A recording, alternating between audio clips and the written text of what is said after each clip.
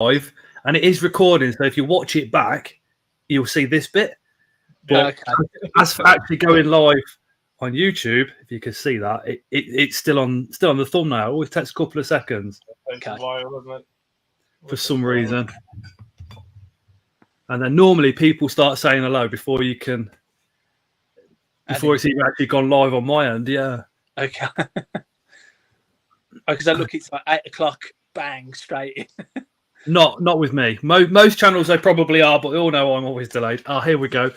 Hi everybody. Hope everybody's having a fantastic start to the week so far, and everybody that's going to the show on Sunday, hope you're getting pretty excited. It's going to be a good one. Tonight we have Adam, senior zookeeper, on with us, and Herp, tour guide. Pretty exciting stuff. I don't know if you want to give yourself an introduction as well, Adam. Let everybody know. Well, I mean, I thought you were going to try and say my surname then. I thought you were going to throw chance. No chance. I did warn Scott about that. No chance. Ad's fine. So Adam, Ad Rad. That usually shortens Radovanovic to a T. So most people just call me that. I wouldn't even try pronouncing it because I don't want to upset you. I'll be like, that's fine. Well, we can say all the other names. I'm sure Raymond will join in after 9. So yeah, names that people call me. Hey Steve, hey Callum, hey Russ. Yeah. So yeah, I don't know if you want to just give everybody that's watching like a bit of an introduction to who you are, what you've done, your amazing job role.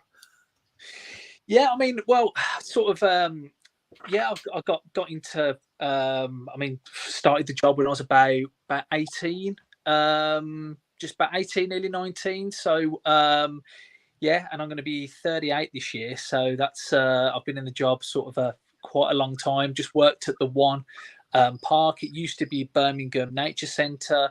But then with a lot of the work that we were doing and species that we were working with and trying to breed and endangered species programs and things, it didn't really sort of reflect what we were doing. I think a lot of people just thought Birmingham Nature Centre was, a few ducks and whatever there, and like a park nature walk. It didn't really sort of give people much sort of outside of Birmingham much of an idea. So then a few years ago got renamed to Birmingham Wildlife Conservation Park, and I've just done the sort of took over the reptile collection when I was about sort of 18, 19, and then sort of over the years just sort of worked my way up to a senior position sort of over the park, and it's just absolutely love it. Get to work with not just reptiles every day, which have always been my my passion, but we've got a lot of other cool animals as well,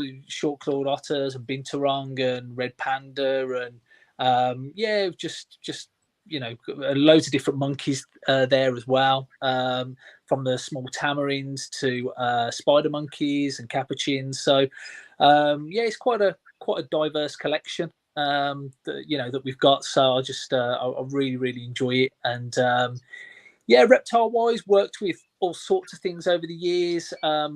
Probably one of the things I've been most proud of is the work that we've done on Saber-Island pythons. So they're just like one of the smallest species of pythons in the world. And what size we're looking at when you say smallest?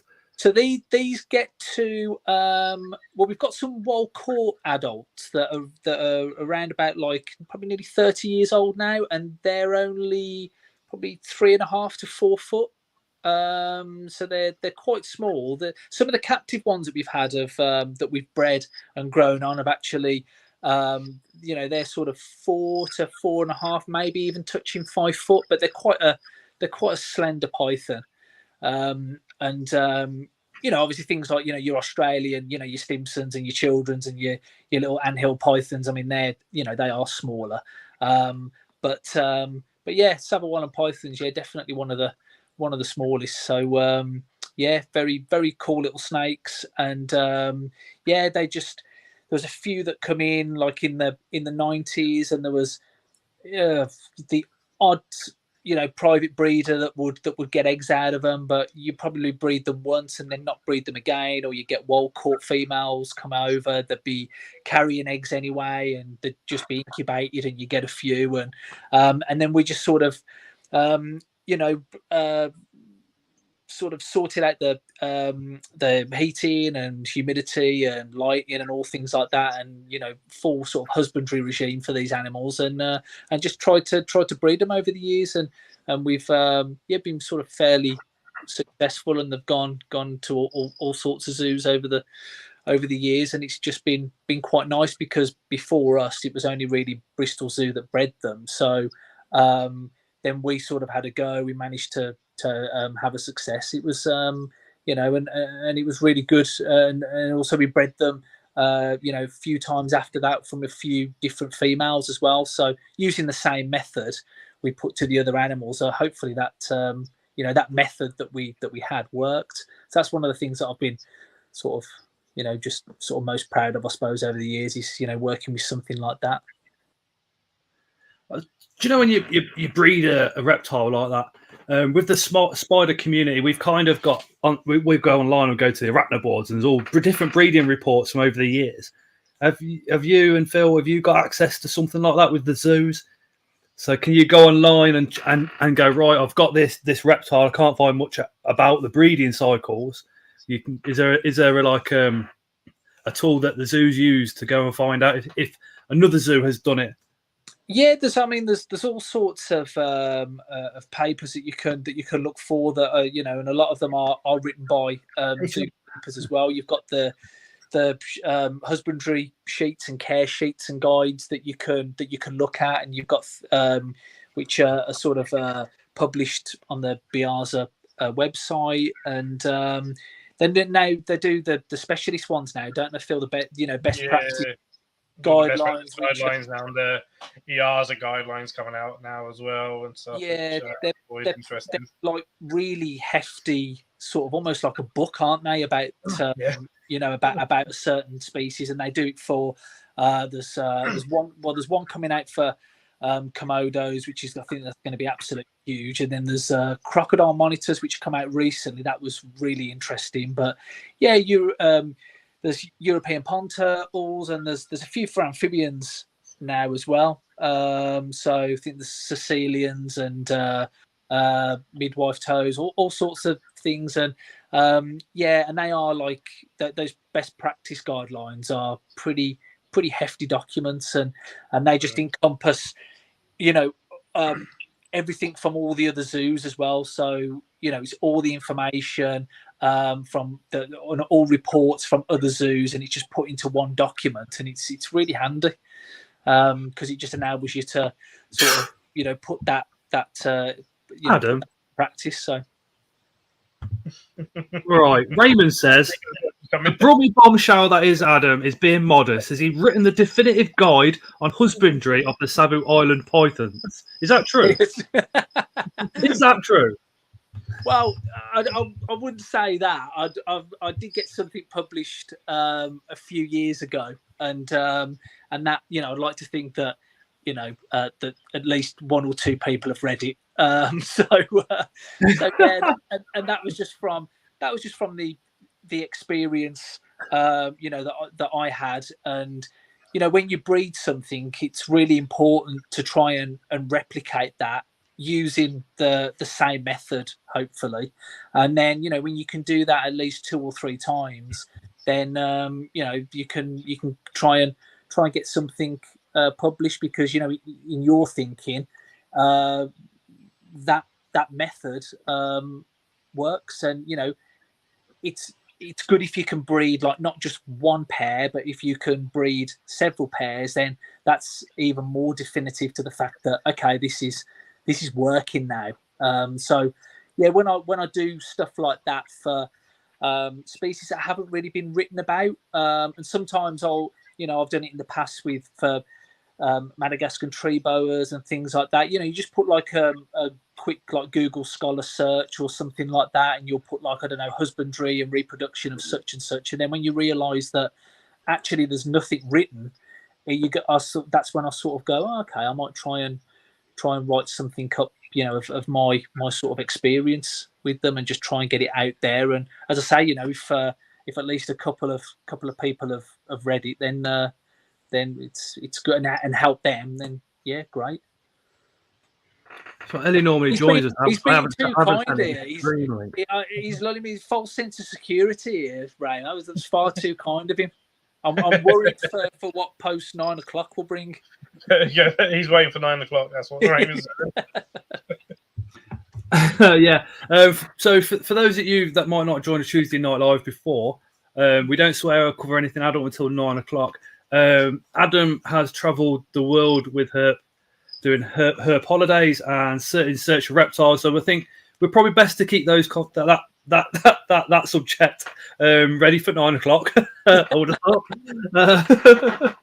But one of my other questions is, well, it's kind of two in one, I suppose.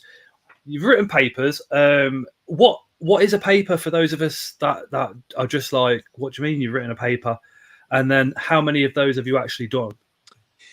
So I mean, I suppose it is essentially an article, but you can get there's loads of journals out there that will or magazines that will publish work on a whole manner of things, particularly even husbandry and reproductive stuff. But what makes the papers good, particularly if you go to a peer reviewed journal, is that you put this work in that you want to get published, and then that work actually gets passed around 2 or 3 other people that read it, comment, and then scrutinize, slag it off in my case, and then just send it back to me, and then it just means that what you've written, they'll actually, because sometimes there's a lot of conjecture, and sometimes it might be you think of something and you just put it in there. But in a normal magazine, that might just the editor might just look at it and just go, oh, it's fine for spelling, there's a bit of grammar there that I just need to change, but apart from that I don't need to do anything. So with the peer reviewed stuff, like, people really get into the nitty gritty of it, and just try and make it as good as it possibly can be. And when it's gone through your peers, it's it does make for a better sort of body of work at the end when it's finished, and then hopefully gets published. And then they're sort of so the difference between article and paper, I guess, they're the same sort of thing, but I think more of a paper is more, I guess, something that's been that's in a journal and has been peer reviewed. So I guess that's a difference. And I don't know if I've written about maybe 7 or 8 now, something like that. But they do take quite a long time to do, because you need to put the research into it. So sometimes they can be like 2, 3, 4 years in the making, depending on how much research you want to and data you want to collect before you write them. And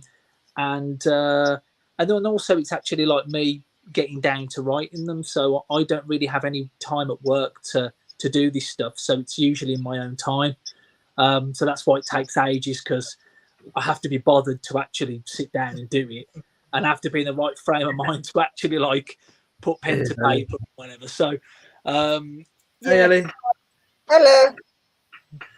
But surely it's Ellie joins every Tuesday, literally my sideman. But surely it's in the zoo's interest to have you doing all these papers. No, because then they would literally go, we're the best zoo because we've got Adam. Look what he's done. Well, I think it's like that is that you are right there, yeah. But I think it depends on who's running the zoo. Or do you think, well, we'll quieten that bit down, because if we big him up too much, that means we'll have to pay him more. Yeah. Well, I think and as well, I think it's just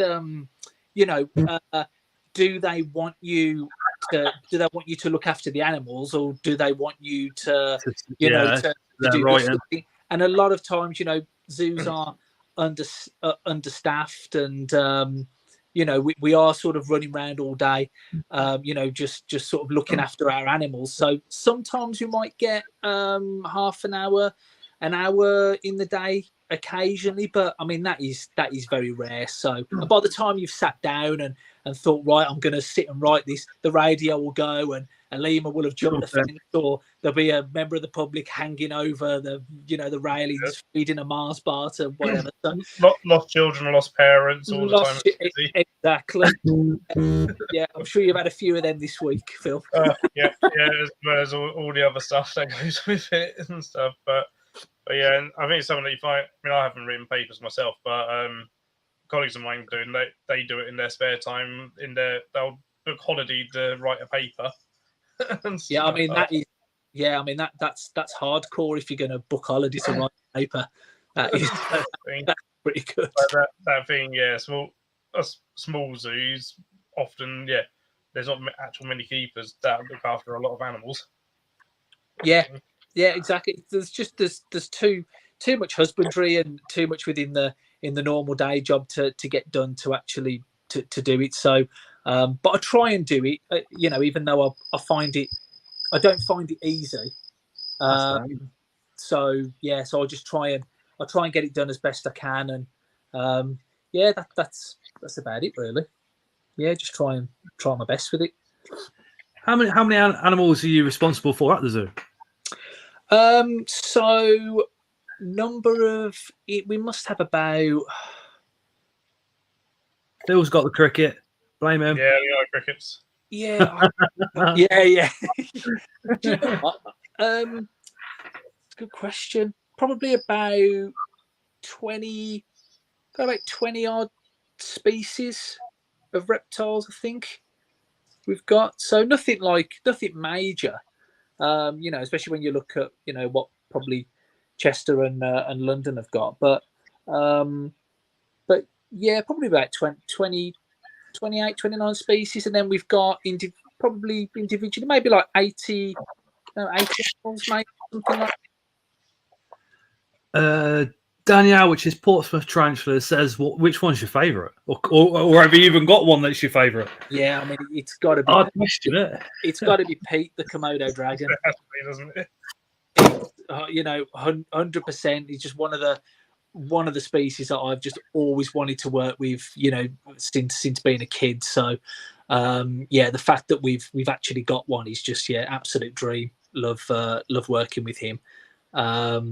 He's definitely my favourite. But we've got a really cool Utila Island iguana as well. That's another one that's quite cool. So I've always been a snake man, I suppose. But with the lizards, you do get a little bit more with the lizards sometimes. So you get a bit back, whereas you don't get that with the snake. I find that I mean, especially my lizard, they kind of. They look at you, don't they, as if to say, "I get you. I know what's going on." And the snakes.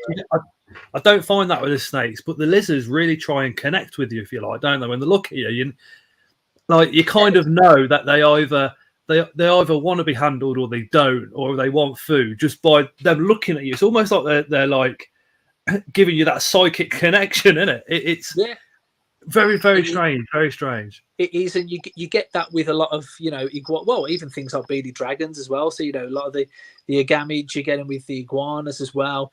Monitor lizards for sure, but one of those things. Until you've worked with Komodo dragons, there's something that's very different. It's people that say that working with king cobras, it's until you've worked with a king cobra and there's that level of intelligence there with that snake that you don't really understand unless you've worked with them. And I think it's the same with with Komodos. I've watched a lot of stuff on YouTube about the king cobras, a lot of documentaries on TV, literally by people that have spent a lot of time with them, and they just, for me, they're absolutely. I mean, they scare the living daylights out of me, but they're also just incredibly fascinating creatures. And like you were saying, even when they're up like this with the hood out, they're still taking in absolutely everything. And that intelligence you're talking about, again, the eyes say it all, doesn't it, with the cobras? Oh yeah, absolutely. The way they watch, and they look at, you know, every move, any movement that you're doing, they'll counteract it, and it's they're amazing. I haven't really sort of, you know, done any work with king cobras. There was I was lucky enough to see a couple of rescues in India, sort of a few years ago. That was pretty cool, and also we did save a king cobra once from a group of people that were basically threatening to just chop its head off with a machete unless we just gave them a few quid. I think we gave them like the equivalent of like 40 quid or something like that to take this king cobra off their hands. But it was an absolutely stunning male, about 12 foot. And yeah, they basically, they knew that we were there to look for snakes. We were doing some research at the time. They just took advantage. They caught this king cobra knowing that we'd give them money, basically, because we didn't want to see him chop its head off. I mean, you know, so we paid them in the end and got the snake and released it. So yeah, king cobra wise, I've seen how, you know, incredible they are and majestic and intelligent, you know, in the wild, but haven't really done anything with them in captivity. But there's a few people that have got, you know, in this country and also Europe that have some fantastic setups with kings privately. Awesome. Yeah, absolutely incredible. I've seen rooms, literally a full-size bedroom just converted purely for the cobra. Going back to the Komodo's DWA license, if I remember rightly. Well, I mean, what makes them dangerous enough to go on that DWA kind of register, if you like? Well, I don't even know if they're actually. They weren't. I know a few years ago they weren't even on the DWA. Even on the because I don't actually think that you're still struggling to get one, but like. Yeah, I actually don't think you can get, because they're all owned by the Indonesian government. So to actually have one privately, I don't think it's possible. Private zoos have them. If you're not in BIASA or IASA, which are the British and Irish Association or the European Association, zoos and aquaria, then they have the animals, and they're part of stud books and things like that for breeding. But I actually, and obviously there's a few private zoos that do have them, but yeah, I'm actual like private keepers. I don't think anyone's actually got one, or certainly hasn't got one legally.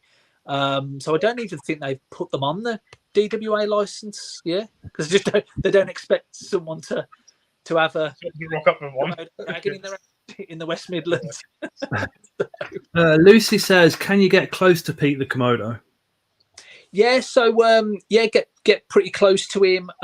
Sort of, I'll go in the morning, and you know, if we're feeding him, we have a couple of keepers around if we're doing like target training feeds, because it's important that you have another keeper there, because feeding them is quite a dangerous time, or potentially dangerous time.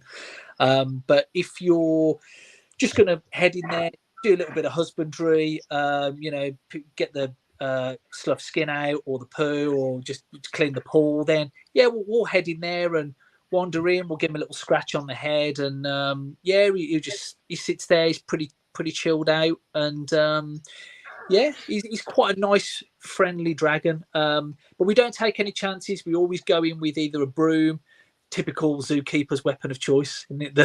The classic broom or plastic rake. Yeah. Hey, Trond.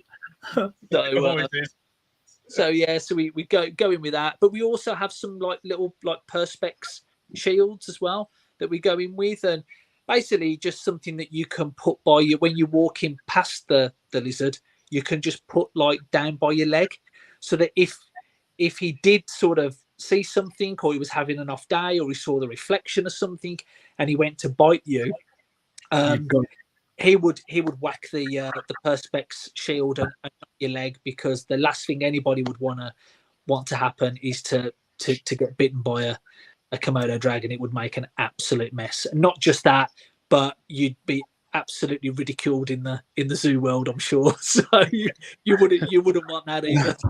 What kind of type of damage would you be looking at if a Komodo did? Let's say, I mean, heaven forbid it never happens, but if you made that mistake, let's say you forgot to take that shield in. I know you guys, definitely you two wouldn't never forget. But let's say if you did, and it did manage to get a little nip on you, is it just the teeth that you've got to worry about? Is there something? Yeah. Well, they are venomous, and they do have these proteins that cause that cause a few issues, but nothing. But that would be like nothing compared to what those teeth do. 60 odd teeth that are basically like a tiger shark that are serrated, and when dragons are actually biting, if they're eating having like a carcass feed or something, and they're trying to pull chunks of food and meat off that animal. They don't need like a particularly strong jaw to do that. Their actual jaw pressure's quite weak. That it's the teeth that do all the work, and the dragon moves its head from side to side to just like a shark does, just force those teeth in, and the serrations, they do all the work, and that's what would make a mess. It would go through your skin, your muscle, your tendons, everything. And people have got real bad bites off like dragons that have just come out the egg, or dragons that are just a couple of months old, that weigh a few hundred grams, and people have had to have like tendons reattached on their fingers and all sorts of, you can Google if you, I think there is a paper online, and it was from someone in America, some zoo in America, and the photos that are on there, it would make you never not take that shield or broom in the enclosure again to see those pictures. They're pretty horrendous. So yeah, that you definitely need to watch out for the bite, but a lot of dragons, it would be by accident as well. I think they would just react thinking that you were maybe food or something, particularly if you were with if the dragon was hungry, you waited weeks before you fed them again, before you did like a big carcass feed or something, and they can get real twitchy around that time. So you do have to be careful. But I think if they were to make, a lot of them would just make a mistake and just, bite you, but release straight away. But I wouldn't even want that. The damage would already be done, I think. So, yeah. That's incredible, because, when you see them on documentaries, okay, they are literally ripping food out of a carcass, but you don't see it you only see it for a couple of seconds and then move on to something else about the dragon. The last thing you think is how sharp and segregated those teeth are, because you kind of just assume, oh yeah, massive lizard, same as a crocodile, then huge amount of pressure, and that's how it must do it. But to kind of hear that the bite pressure is low, and their teeth are just that sharp, it just goes is like just incredible.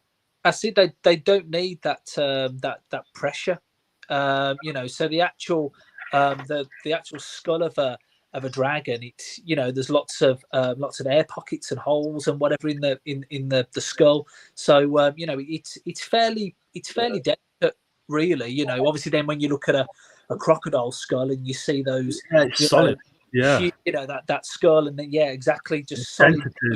And then you've got the the large puncture teeth, and then how crocs they do those death rolls, or they'll just do anything to spin and rip huge chunks off the animals' limbs and all sorts. Whereas dragons don't really do that. They just shear through the skin and the meat and just pull chunks off that way. And it's very, very cool to see them feed. But if you come over, I'll try and time it with a big feed, so you can sort of see them in action.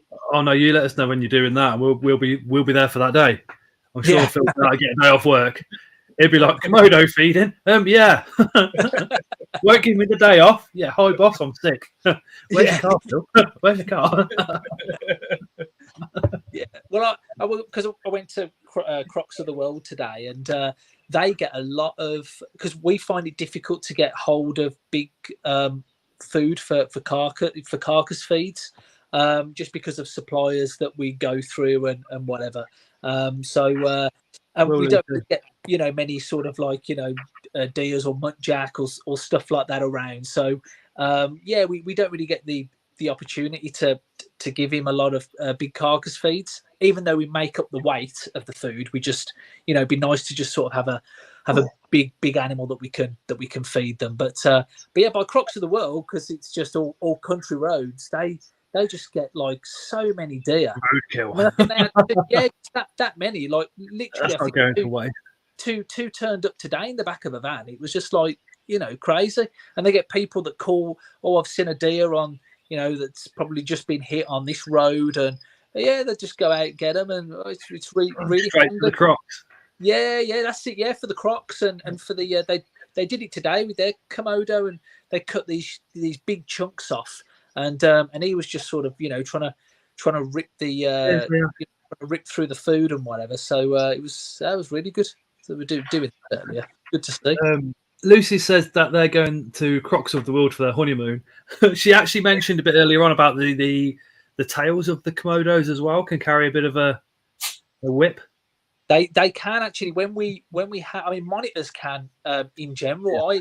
I got to. My little Aki can do it. It's like we had some throat monitors in. I think I was working I was volunteering at the time at the park. I think I was only about 14, 15, something like that. And I got this, we just cleaned them out on display and we went to put them back in. And these were like, they were custom seizures as well. So they weren't like the friendliest of lizards. So I got the big adult male, picked him up and put him back in the enclosure. And as I went to sort of push him forward out the way back in the enclosure, he sort of dug his claws into the concrete, and then his tail come round and whacked me straight round my head. I just saw stars. I had a big lump right across the side of my face, and just the head was spinning. So something like that. You look at like a white or a black throat, and they can really pack a punch with that tail. And the Komodo, I mean, when we had Pete, it took me about 2 months for him to actually come over to me, and actually took about that time for me to put my hand on his back. So he wouldn't even let me close to him. If I'd go over to him, he'd puff himself up, and because he was used to the keepers at Colchester where he came from, and that routine and regime. And that's why the real intelligence comes through with them, because you don't really get that from a lot of other lizards. You get a lizard from another collection, and you probably wouldn't be able to tell, apart from the normal acclimatization that you get when you get a new animal anyway. But with the Komodo, it was totally different. He knew like who you are visually and also vocally as well. So that was really, really interesting, because he was really chilled out for the guys at Colchester, and it took me a good 2 months to get really close. But he brought his tail round the one day and he swung it and hit the side of the building. I tell you what, you could just feel the whole place just shake. So it was, there's a huge amount of power there. I wouldn't like to get hit by that. Knock you straight off your feet. Has that been your most hair-raising moment with the Komodo? Or have you had to? Anybody in chat, just quickly, if you want to ask questions, just drop them in the comments, and I'll get to them as soon as we can. Like, he's that's pretty much been it. We haven't really had any other sort of close calls. He's just he's very chilled out. Where we're sort of we just don't take our eyes off him when we're in the enclosure. So we that's a good way to be. Don't be complacent at all with an animal like that. So yeah, and even though we can stroke him, scratch him on the head, or things like that, you know, we don't take that for granted. You know, he's an animal at the end of the day, so you never know. Oh, James says it's just nice listening to the stories. We've had Phil on the lives a few times, and we've asked him a million questions, and he's always been a massive thing on this channel every time he comes on. So I'm going to ask you a question just come up into the comments. We've asked Phil it before. Have you had anything escape from the zoo? You know, or if you're not allowed to say because of work, that's fine. Yeah, we actually, well, the biggest thing that we had, not in terms of the biggest animal, but the biggest thing that we had escape really was one of our red pandas, and yeah, that ended up being a massive news story.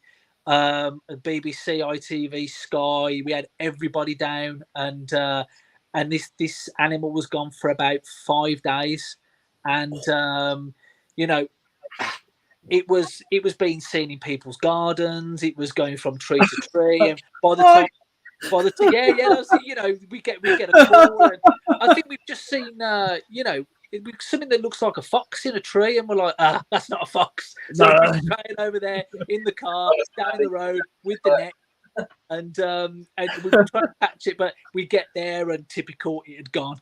And but this was going, you know, it was sort of cat and mouse for about 5 or 6 days, and then a dog walker saw it one morning in a park at the back of our place, and we had to get a cherry picker over, and yeah, someone got on the cherry picker with basically got on there with a net, and we managed to grab him, get him back in the enclosure, and yeah, he that ended up. I mean, that could have been an absolute disaster, because you know we do hear, and stories do make the news of animals that do get out of enclosures, and they run across a road and they get hit by a car, and you know, obviously, you know, God forbid anything happens like that, it's just like your worst nightmare.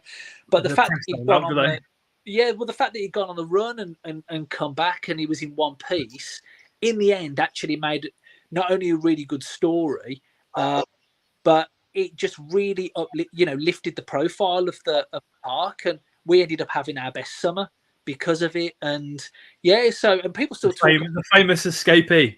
Yeah, exactly. And actually, he was a proper escapologist as well, because he didn't just escape from our place. He went to Edinburgh, and I think escaped from Edinburgh, and then he went somewhere else and escaped from there as well. So he was just just notorious for it, though. They're like, when we first got our red pandas, the gym was like, be prepared, they're going to get out at some point. Yeah. It happens. Everyone has it. Yeah. Yeah. So you had the did yours get out then as well, Phil? Or we had one get out, yeah. Okay. That was fun. End up with most of us going through one of our perimeter fence, again our perimeter fence, wading through the river that runs past us, across farmland, ended up in some sort of fairly posh person's garden who was anti-zoo, which so that helped. Calling the vet out, and like, yeah, the vet being like, I might have to dart up a tree. I don't want to dart up a tree. So we're literally then getting ready for like our fleeces and everything, like to catch it. Good morning. Yeah. It falls out, you know, if he darts up the tree and it falls down, it was an absolute nightmare sort of thing. But that was good. It was getting it ready to send off to Paynton. Okay. And so she's in the quarantine room. And cheers there. Unusual Pets has just donated £1.49. Squeeze out the window. I must admit, it's absolutely. I mean, it's incredible for me to have two zookeepers on at the same time. 2 different people, 2 different zoos, red pandas, same problem. Exactly. Yeah. They're notorious for it, because they can jump a lot further than what people think. I don't know about you, Phil, but when you see red panda enclosures sometimes in other zoos, I look and I think, that is definitely getting out of there. I don't know what it is with the enclosures, but they don't make them escape proof enough at all. Yeah, no, often not. And sometimes you speak to them and go, "Oh, we've had them, we've had them in there for 10 years. They never escaped." You think, I can't believe it. That you see some of these enclosures, little low wall, sometimes no electric strand around, and you think, how has that not got out? But yeah, it's just one of those. But some individuals are just they're notorious for it. So yeah, they absolutely are. But yeah, and then we've had like the odd, we've had the odd snack and whatever that they get. I mean, it's just one of those things. You keep a number of animals like that, and we all know what snakes are like, especially that they get out. Tiny geckos as well. We breed the electric blue geckos, and one of those got out from our off show and got all the way over into our beaded lizard enclosure, and I actually thought it was a speck of dirt on the enclosure. I thought, oh, it's done that glass needs a bit of a clean. And as I went over to the enclosure, on the inside was this like 8-day-old electric blue gecko, which is like the big as the length of your thumbnail. So it's just like tiny little lizard on the glass, and had to go in there and try and catch that. So that was what distance is it between those breeding and the that lizard tank? Probably. I mean, nothing major in. I suppose with it was probably like 10 meters. But for a tiny little gecko like that, it's got to be a couple of miles, isn't it? Really? That's a good good trek. And the fact that he got in the enclosure and was on the inside of the glass, I was like, hey, where's that? But it's little, isn't it? Probably sitting on the inside, going, it was a good idea when I escaped, but I'm pretty hungry now. Adam, Adam. Yeah. I wonder why I didn't move much when I went in to get it. It's like, oh, thank God you're here. Steve, your zoo. Yeah, we have prairie dogs that are just free roaming prairie dogs around the park. We've got another 10 minutes until what we call moisture clock. So come 9 o'clock, we do start swearing. There's a bit of adult conversation, and we're going to chat to Adam about his overseas adventures, which I've been told some of those are very, very interesting. On terms of escapes, I know about this one because it got into all the press and everything eventually anyway. I don't know if you've ever had it, Adam, but we had malicious intent where someone cut our fences. Oh right, we had that was quite an interest with our main walls. They actually cut our perimeter fence and the fence of the main walls and let our female out, which we were lucky to get back. She went out and went to sleep. She literally went in the bush and fell asleep. But that was like a case of like police out, closing down roads and stuff. Our vet getting the vet out, and the vet being like, if the police are there, tell them I'm on my way and not do anything, because obviously armed police came out for it as well. Jeez. And stuff. Lucky that we was able to get her back, and then she had babies. Oh, right, okay. That was lucky. Got back and closed. The next day she was mating. Another first litter of cubs. Okay, that's the trick then. That's what you need to do for you. Okay. But then we was like really secretive about having like that first second was like, well, someone's cut this fence, probably to try and steal them and stuff, and it was like quite a traumatic thing to go through. Who wakes up in the morning and goes, oh yeah, what we're going to do is going to pop down to the zoo. We're going to steal this wolf. These things happen. These things happen, unfortunately. Like on the black market side of things, we had umbrella cockatoos stolen. So yeah, is that black market side? Is that still off? Because I mean, 80s and the 90s, it was black market. This elephants being killed for toy, all that was massive, and it seemed to have maybe the publicity's just shifted onto other things maybe in recent years. But is that still a big thing? I mean, I don't know. I mean, this happened. This was probably 15 years ago. So, yeah, maybe 15 years ago, I reckon. So, and I don't know at the time. Sometimes you get these these poachers or whatever, or they'll just see something that they'll go, oh, okay, I know the value of that. And parrots are, notoriously expensive, certain species. So, and if they know, okay, that's a pair, they're just, they'll fetch potentially thousands sometimes. So, just we saw them on the CCTV the next day. We saw them. They actually came. We have the Bourne Brook that runs through the park. That actually walked up the Bourne Brook and cut. So yeah, it was a real shame. So never gone back. Never heard anything. Obviously police were involved and whatever, but no leads. We had nothing. It was probably typical. In one out the other, and then they're probably halfway across Europe. Probably. Yeah, it's a shame.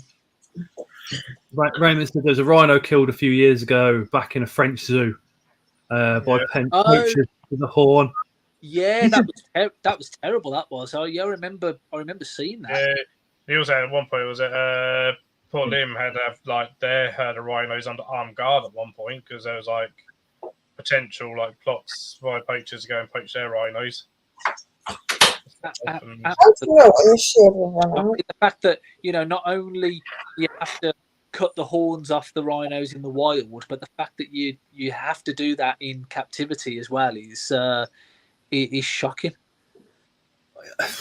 In the wild, they cut the horns off now to save the rhinos, don't they? Yeah, that's it. Which is just they just. It's 2023. Why don't people realise horns have no magical powers? Or you might as well treat your fingernails. Exactly. Yeah. That was the same thing. Keratin, is it? Keratin? Yeah, keratin. Yeah. Same thing that nails are made out of bird feathers.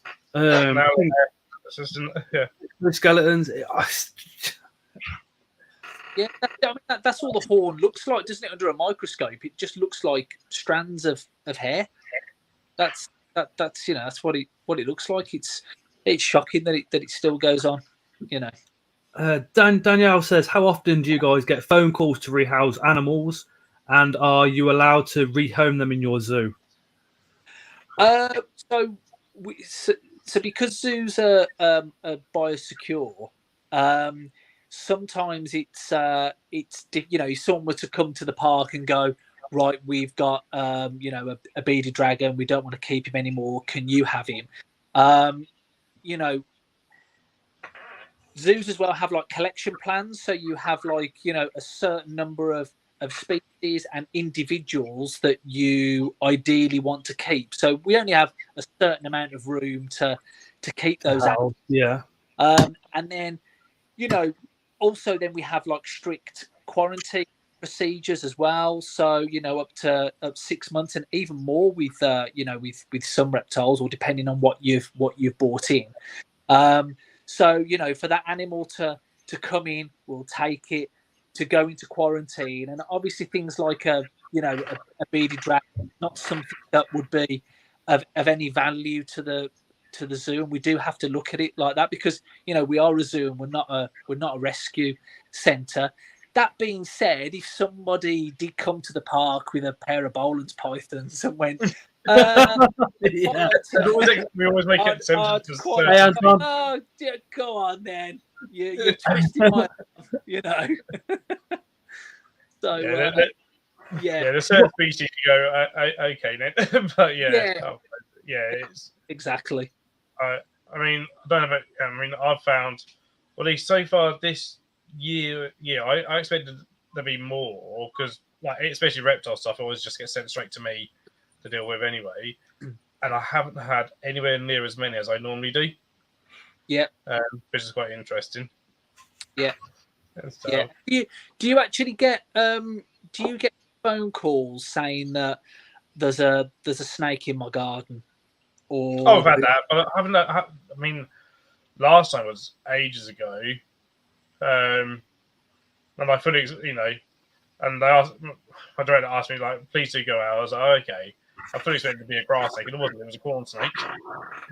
Oh, so that's quite interesting. So you actually had a proper live snake to go and attend because the last time I got called out to collect a snake, that the people in this house were absolutely of. It was a plastic snake that someone from next door had just chucked over.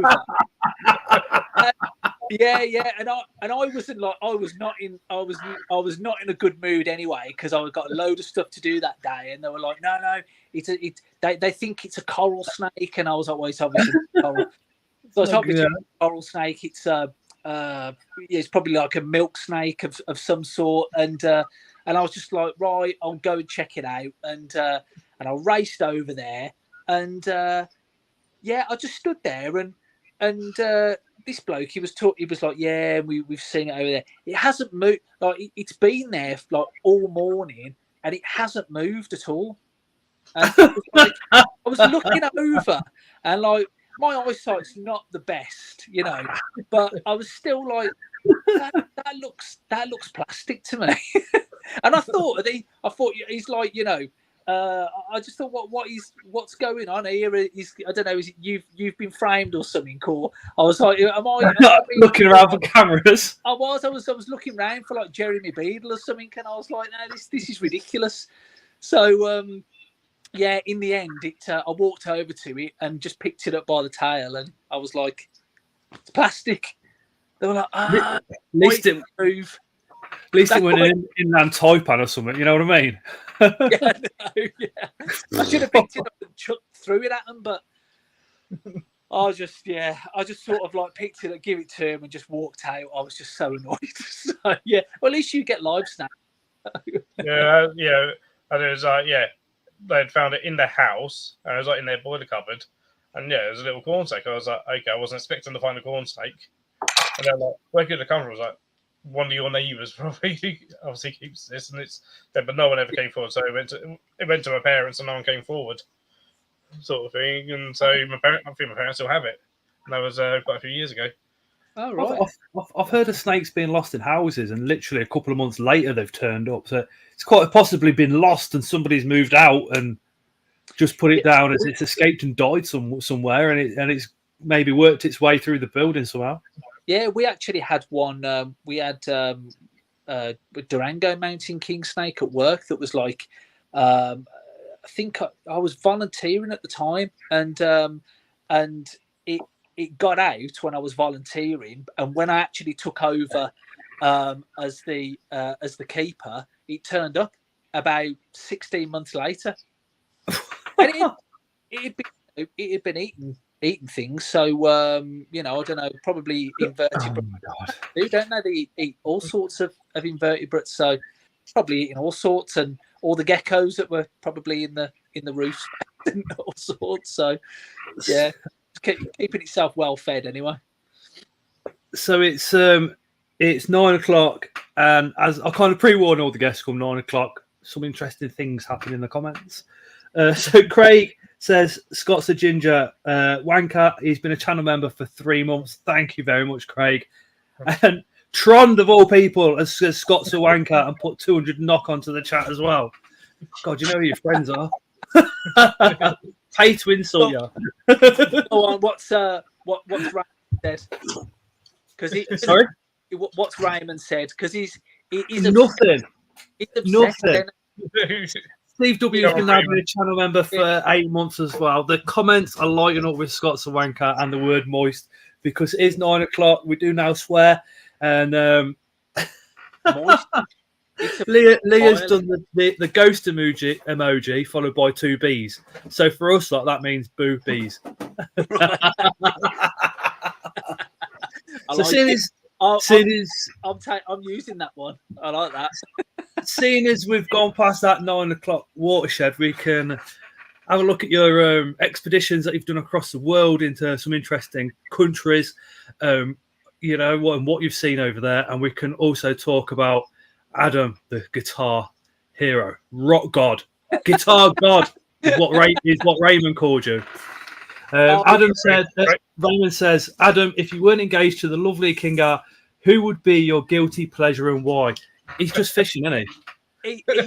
He is fishing. He's going, if you don't say me. He knows Look, Raymond knows that he's my guilty pleasure. He knows this. The things Raymond said about you in private chat, I'm going to leave in private chat. For anybody in the comments, Raymond is also quite a major player in the zoo world. He keeps some absolutely incredible isopods. He does like to take the piss, but he is a gentleman, and he's a lovely, lovely Irish geezer. But if he ever asks you your favourite Irishman is, please don't say Raymond. Please say Conor McGregor or Fury. That'd be fantastic. Jack Hennessy, he's another one. He's definitely Is he better than Raymond? Is he? He's a bit more up there, yeah, definitely. But yeah, he's. I mean, Raymond, he's like he's probably my like 86th, 87th favourite Irishman. So he's not doing too bad, because there's only about 200 people in Ireland anyway, isn't there? I can't really take the mickey out of him too much. He sometimes put isopods as prizes for prize draws and stuff like that. Yeah, he says, "Wise up, Scott. I'm an arsehole."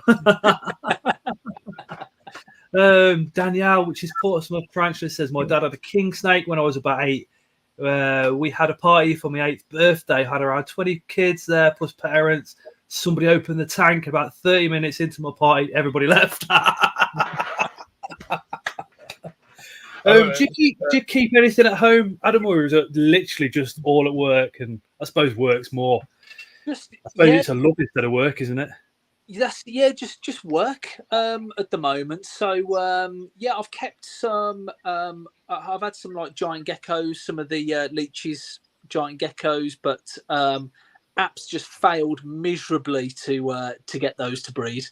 So they're real pain with trying to get the right just compatibility between males and females. So you can't just put them together. So more like humans, really. so yeah, definitely. Yeah, for us guys that we're literally just like keeping animals, to hear that zookeepers and senior zookeepers have kept animals and they've gone, can't breed these. Do you know what I mean? It's like, for us, it's like brings it all down to being normal.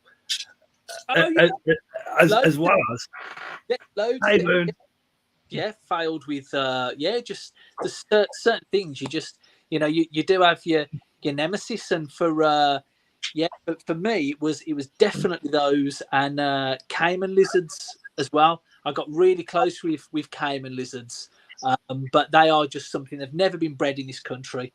They've been bred a few times throughout the world, but that's about it really. But yeah, I got really close with caiman lizards, but unfortunately lost the male, because they all come in wild caught, so you don't, we knew that they were like old animals, but we didn't know how old. That's the only problem with wild caught animals. Sometimes you just don't know the problem with them. And then because we just had the female, and we sort of didn't really have a plan to then there's a few changes at work with regards to space, and we actually had an original plan of changing the reptile house and making these new floor to ceiling exhibits and really modernizing everything, and that's sort of like been a bit sad at the moment. So yeah, we ended up moving. We moved the female to Crocs of the World, so I got to see her today, which was nice. So they've got a big group there, so they're hoping to get them to breed. But so no, there's a few things, mate, that you just you stumble upon, and you can't seem to work it out. So just before we move into sort of your adventures abroad, do you want to just give your zoo a quick shout out again for people that might have only just joined the live? And so it's the Birmingham Wildlife Conservation Park. So it's just a couple of miles outside of Birmingham city centre. Pretty easy to get to. You get the train into Birmingham, and then just the bus across, or just drive there. So so it's it's just like a 6.5 acre site. It's which is not that big really. It's connected to Cannon Hill Park, which is a big park, but unfortunately we can't sort of encroach on their land, which is a shame. So yeah, it's a small place, but it's pretty compact, and yeah, we've got a lot of different species there from all sorts of red pandas, binturong, and monkeys, loads of reptiles, and yeah, it's good. So yeah, come over for a visit. Danielle just said, is wild caught as frowned upon in the reptile world as it is in the invert world? Wild caught in the tarantula hobby is always frowned upon, although majority of people don't realise that we actually need the wild caught as well as having captive bred. What's it like in the zoo world? Do people come into the zoo, read wild caught, and go, "Excuse me, why has this been taken out the wild?" Well, a lot of because we tend to work with customs. We customs will get, I don't know, a couple of suitcases of 400 Euromastics or something, and then they'll contact all of the zoos, colleges, and then also they have a few people on their lists that are private keepers and breeders that they will that they trust, and they will sort of loan animals out to as well. But yeah, zoos are the ones that get like the first dibs on stuff. But yeah, so a lot of the wild caught stuff that zoos have come through the airport for illegally smuggled animals. So it's not intentionally sought after wild caught. It's just anything No. they try to smuggle into the country. Yeah. Customs, instead of going, we'll destroy it, I've gone to the zoo world. Look, can you do something with these? And obviously that shouldn't happen and shouldn't be done. But for these people that do get caught bringing in large shipments of animals with wrong paperwork, no paperwork, or just trying to hide them, in socks or toilet roll holders, and they'll push them in there and seal them over, or however they decide. Even inserted inside themselves. Say again. Even inserted inside themselves happens as well. Really? The guy with loads of them attached all around his body, weren't they? There was someone who he had a couple of baby tortoises up his bum. That wasn't Raymond, was it?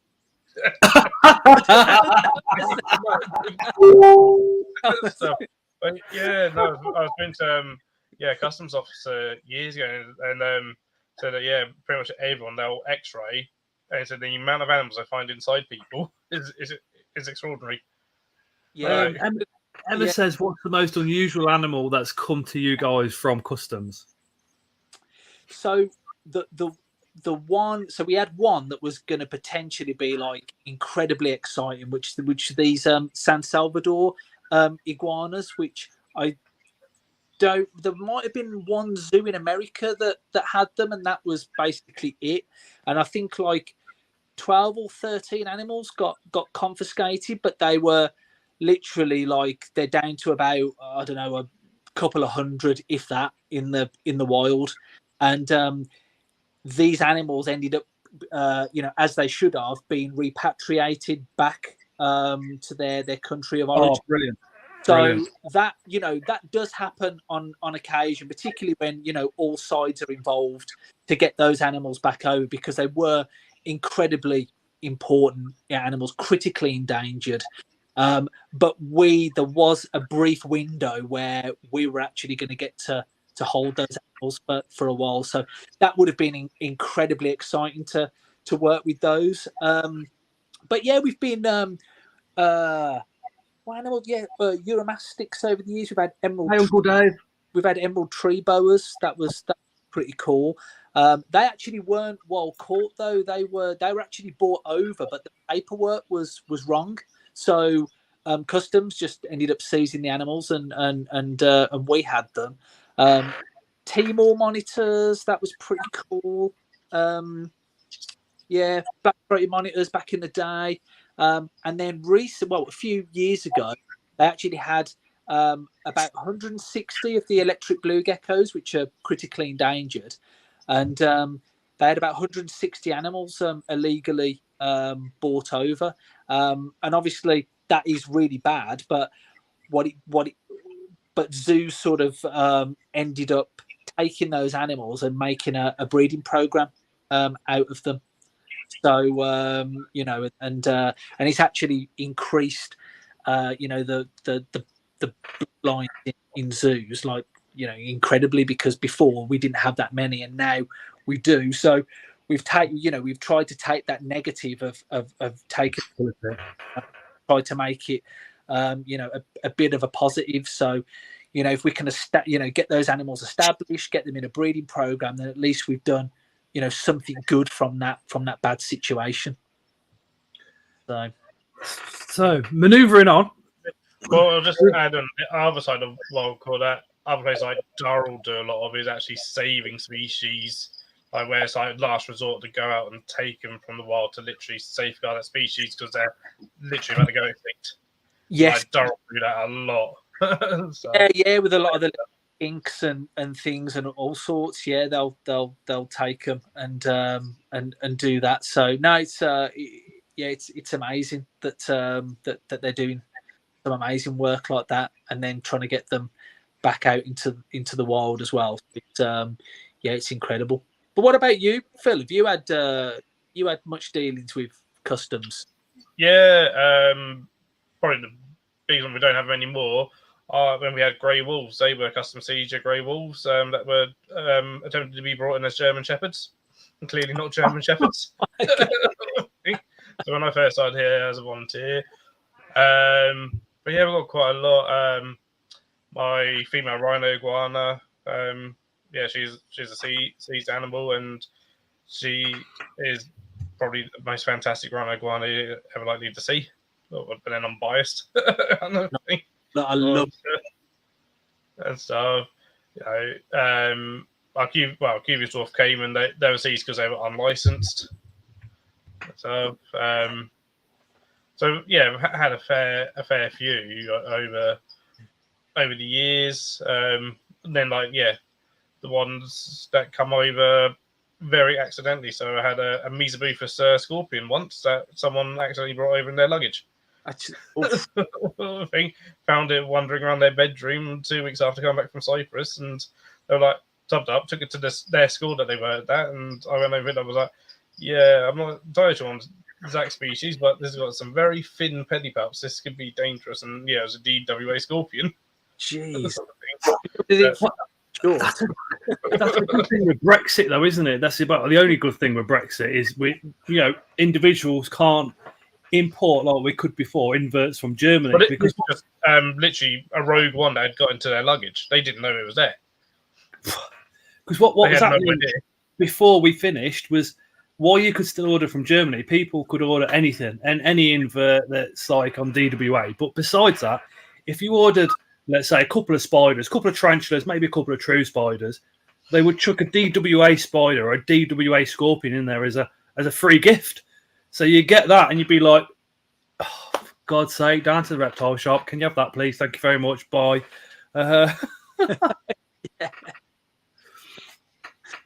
So it's not normal to those guys. So do you do do you go to any European shows? Do they do They do in Ham. I know Luke from Spar Spiders is going, and maybe a couple of the guys in chat will be going over there. Yeah. But then you've got to. So there's a big invert one as well somewhere that he's planning on going to as well. Because there was one.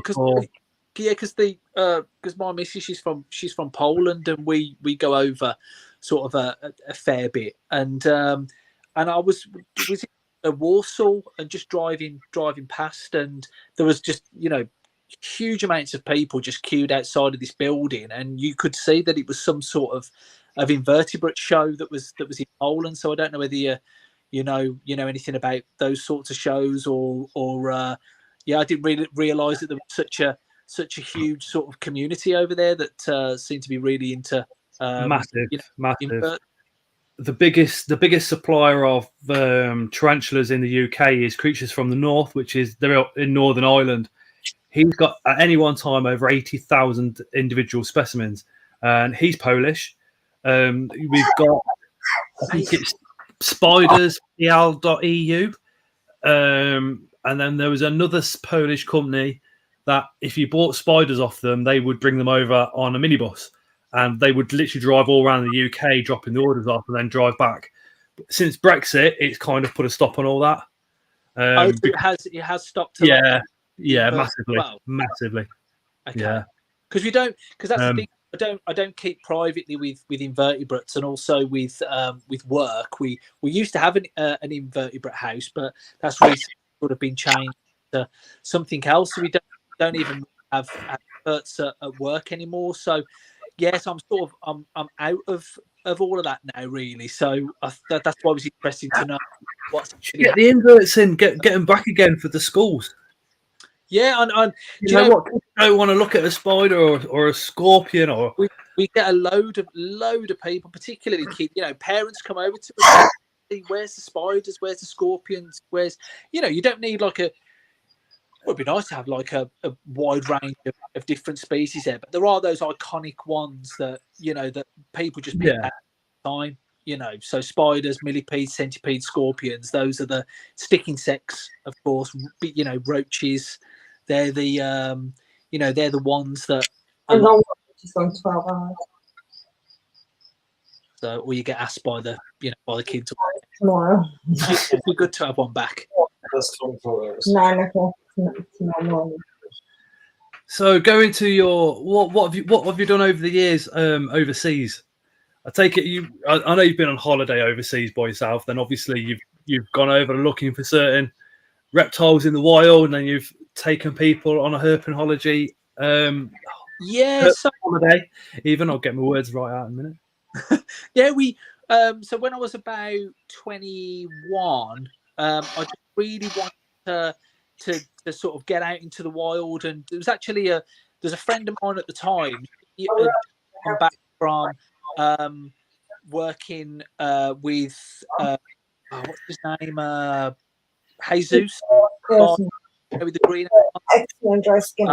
He's the guy. I don't know whether you've ever watched any of his documentaries, but he's the one who walks barefoot in the in the Llanos and sort of walks over caiman and electric eel and stuff like that. But he wanders around barefoot, and he's a biologist, and he sort of works with understanding green anacondas mainly. And she'd just come back, and she'd had this incredible time. And finding all these cool animals, and I just remember thinking, no, I definitely need to do something like that. And there was a guy. That steps it off. Heard of Greg Travels? I don't know whether you've heard of that, but that was basically just a guy who, at the time, he worked for another company. He's set up as Greg Smith Travels now, but at the time he was working for somebody else, just a travel agent, and they said, you've got this passion for animals and reptiles specifically. Why don't you sort of, organise a trip? And, so he did. He advertised it in the IHS newsletter. And I just happened to have that newsletter, read it, and it was to India and the Andaman Islands. So we were going to be spending some time with Ron Whitaker, who owns the Crocodile Bank. And he spending some time there, doing a bit of herping with him. I mean, he's a bit of a god, anyways, and he's so to actually be out there, herping with him and him showing us the sights for a few days. Then we were then going over to the Andaman Islands, which are this real fascinating collection of islands that are between India and Thailand. So you tend to get a mixture of Indian species and sort of Southeast Asian species as well. So it's really, really good. And it's idyllic, it's paradise. We were going to be bobbing around on a boat, island hopping for a few days, sleeping on the beach. It's incredible. Am I selling it to you? Yes. So that's what happened to me. So I was like, I've got to do this. I saved up some money, and I was like, I've got to go on one of these trips. And went on it, and I never looked back. I think some people go on these trips and they're out in the wild, and they're shitting in a bucket or through a hole in the ground, or or it's just it's not for everyone, you know. And some of these trips that I've been on have been very nice, and you're staying in real nice hotels and lodges. And some of them you are basically sleeping outside and having a cold bucket shower, and you are shitting through a hole in the floor. So those are the sorts of. I think the bucket shower and shitting in a hole in the floor would be where I'm at, because because if you went there in luxury, you'd be a bit like, this isn't, you know, okay, we're getting out there, but it's still, you know, I don't know, just don't sit with me. Do you know what I mean? Yeah, I went herping, but I stayed in 5-star hotels the whole time. So I know what you mean. But when you've been herping from about 6 in the morning until about 6 in the evening, going back to you get back to that hotel and you're like, yes, that's it. So I come out with it. I go, yeah, but you know, it's not the same because you're in a tent and you know you've been pissed on all night, and it's just like, you know, and you've got nowhere to shower or go to the property. This is brilliant, and it is great. But yeah, when you get to those nice hotels and lodges after a good day's herping, you can't beat that. But yeah, we started in India, and then I went back to India for another couple of years. What's been the most fascinating day? If you could say one day in India, what was the most amazing day or interesting day over there? So, I mean, going round herping with Ron Whitaker was brilliant. Seeing your first wild cobra is something that was pretty amazing. And we were also the same day that we were with that we found this cobra. We were with the Arulas, and this is a tribe of people that used to go out and kill snakes, and they used to kill them for the skins, and sell all that to the skin trade, and that's how they used to make their money. And the Arulas, now what they do is that they catch snakes and they take them to the crop bank, and there's like a whole snake venom research area now that they have there, and they extract the venom from these snakes. They're actually using them for anti-production and things like that. So, and they get when they bring the snakes to the crop bank to extract the venom. That's how they earn their money rather than the skin trade.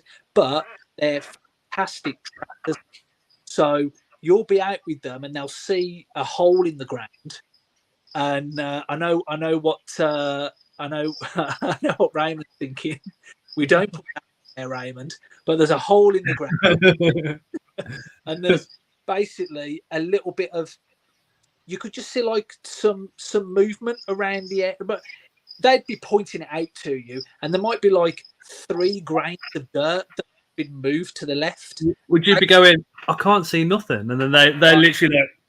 And they'll go, there's a snake in that hole, and they'll get their equipment, they'll dig, and they dig in, and they'll get like a cobra or a Russell's viper or something out of the, and they'll pretty much tell you, they go, it's a small snake, it's a big snake. Sometimes they'll tell you the species, sometimes they'll tell you it's been in and out throughout the day, and they're just incredible trackers. And so really without them we probably wouldn't have seen much, because India, it's a lot like, or certain parts of India are a lot like Africa to go herping.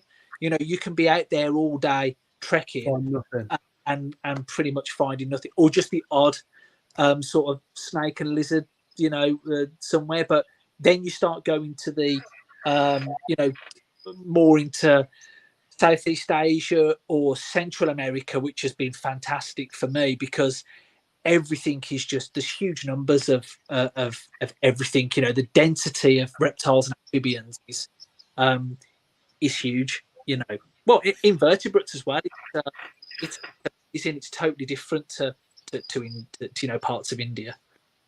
What was it like when you first come across? I mean, Because if you're out in the middle of nowhere, you know, medical assistance is hours, if not a half a day to a day away. And then here's this great big massive cobra going, oh yeah, hi. And this thing can stand up right here in your front and still have like a good 4 foot of body still on the floor, as well as the fact that they can chase you. Yeah, the most, I guess, with stuff like that, it depends on what you're doing. So sometimes we'll be out there, like especially on the earlier trips, we were out there finding some cool stuff, photographing them, sending them on their way, and then there was other trips that I was doing to Central America that was more research based. So we would go there, we were catching reptiles and amphibians, and then we were doing survey work. So we would process all of those animals, weigh them. We would take lengths and all sorts of measurements from those animal tail lengths. We do, head widths and all sorts of, trying to determine all sorts of information from these animals and just put it into a data spreadsheet. And this was. How'd you take all those measurements and readings from, let's say, a very active venomous snake? So we would put those snakes into tubes. So we would, So that. So any of the lancehead pit vipers of the genus Bothrops. So we would put those in. How did you catch one of those? Because they strike like. It's got you that fast, isn't it? So the one night we were walking. There was 3 of us. There was me. There was my favourite Irishman, James Hennessy, and another guy called Bruce Headley. And basically, there was the 3 of us out. We were looking for stuff, and we were along this transect, and we. Basically, Bruce was talking about how you never find a snake in a tree buttress. So you've got this big root system, and he was like, you never see a snake sat in the middle of these tree buttresses. And we were like, oh, that's quite interesting, actually. I don't think I've ever seen a snake in a tree buttress, because it's one of the things you always sort of look around. Because you'd assume one would be there, because it'd be like the ideal. That's what you'd think. There's loads of leaf litter there. There's loads of cover, and you'd think that, but it got us thinking, and we were like, actually, we've never seen anything in there. So anyway, we carry on walking, and then torchlight goes over this 1.8 meter long, fer de lance, and the most dangerous snake in Central America, and it's just sat there coiled in a tree buttress. So first of all, we had a little bit of a laugh about that, and then we were like, right, we're gonna have to try and catch this now. So we've got snake hooks and we've got tongs with us.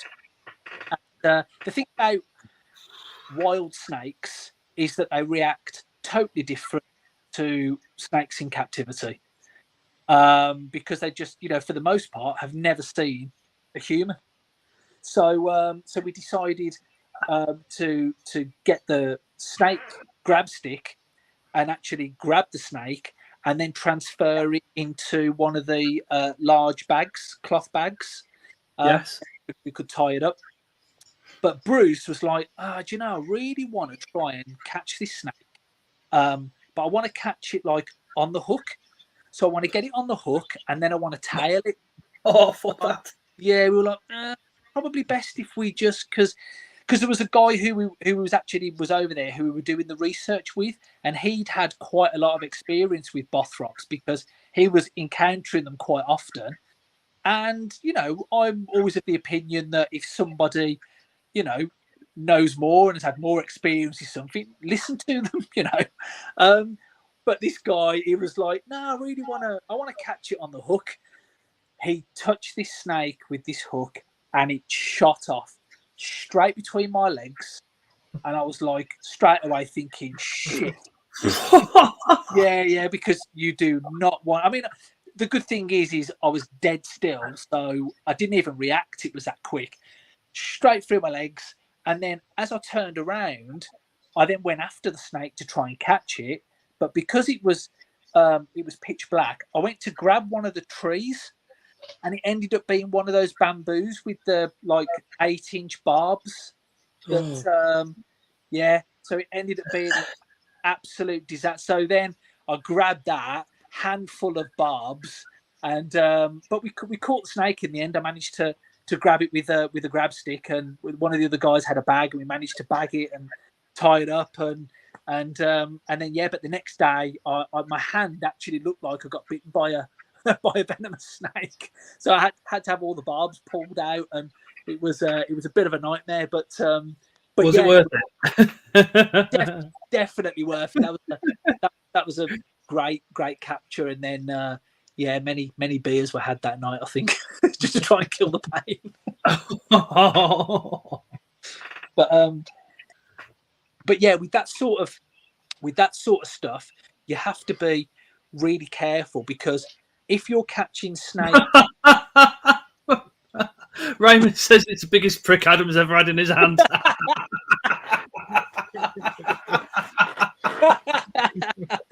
I set him right up there, didn't I? Literally, you've just gone, come on. You owe me that 40 quid, Raymond.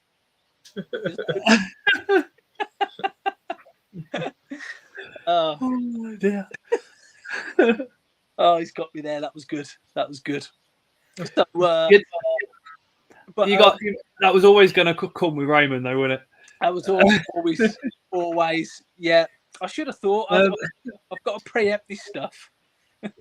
Steve W, excuse me, says that he grabbed a banana tree in the jungle in Laos to stop himself falling down a hill, but ended up rolling down the hill and hugging the banana tree.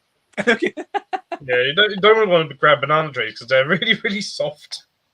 I mean, the story is Steve W went to those special parts of Thailand. Yeah, probably. Here's Steve. Where people in the street are not what they seem. Right. He went to those parts of Thailand, did Steve? Thailand, right? Okay. Yeah. When you go to Thailand and you. Adam seems to know these parts. What happens, I mean, for most people, what happens in Thailand stays in Thailand. That's the same with Coventry and the spider shows. Yeah, not me, of course. I'm talking, people in general. But so Raymond.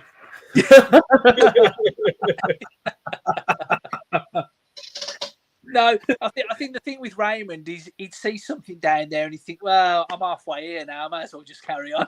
Raymond would be, it's not bigger than mine. We're all right. It'd be like, Raymond, you're supposed to have a good time, not marry them. Dave says you can hug anything in Laos for £1. Yeah, $1.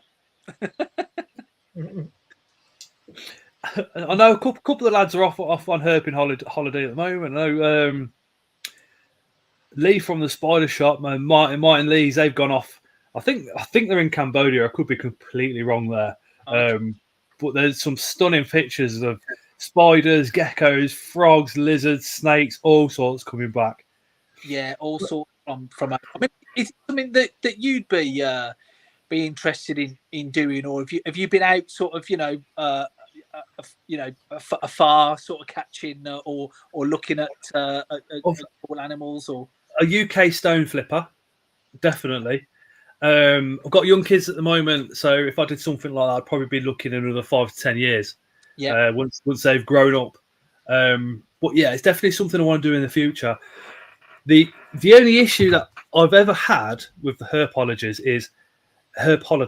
is when you see the pictures coming back, they're like, yeah, we're deep in the jungle and there's a 2 meter wide, well-trodden track. And you think, oh, yeah. That looks like you've just gone walking through, like, Phil Zoo or something. It doesn't look like. Yeah, so when you're a lot of these, you tend to have like loads of these tracks and transects, and you follow all sorts of trails when you're going on these trips.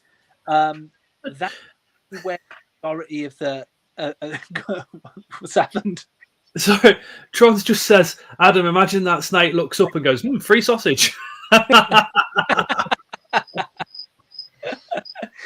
Yeah, proper Cumberland though. Not not one of these Irish cocktail sausages, no. For anybody in the chat, Raymond is a good friend of mine, Phil's, and Adam's, and this is his sense of humour. If he didn't find it funny, that guy would definitely say something. Night, dads. So yeah, oh god, I can't. All I'm thinking of is sausages. Terrible. What's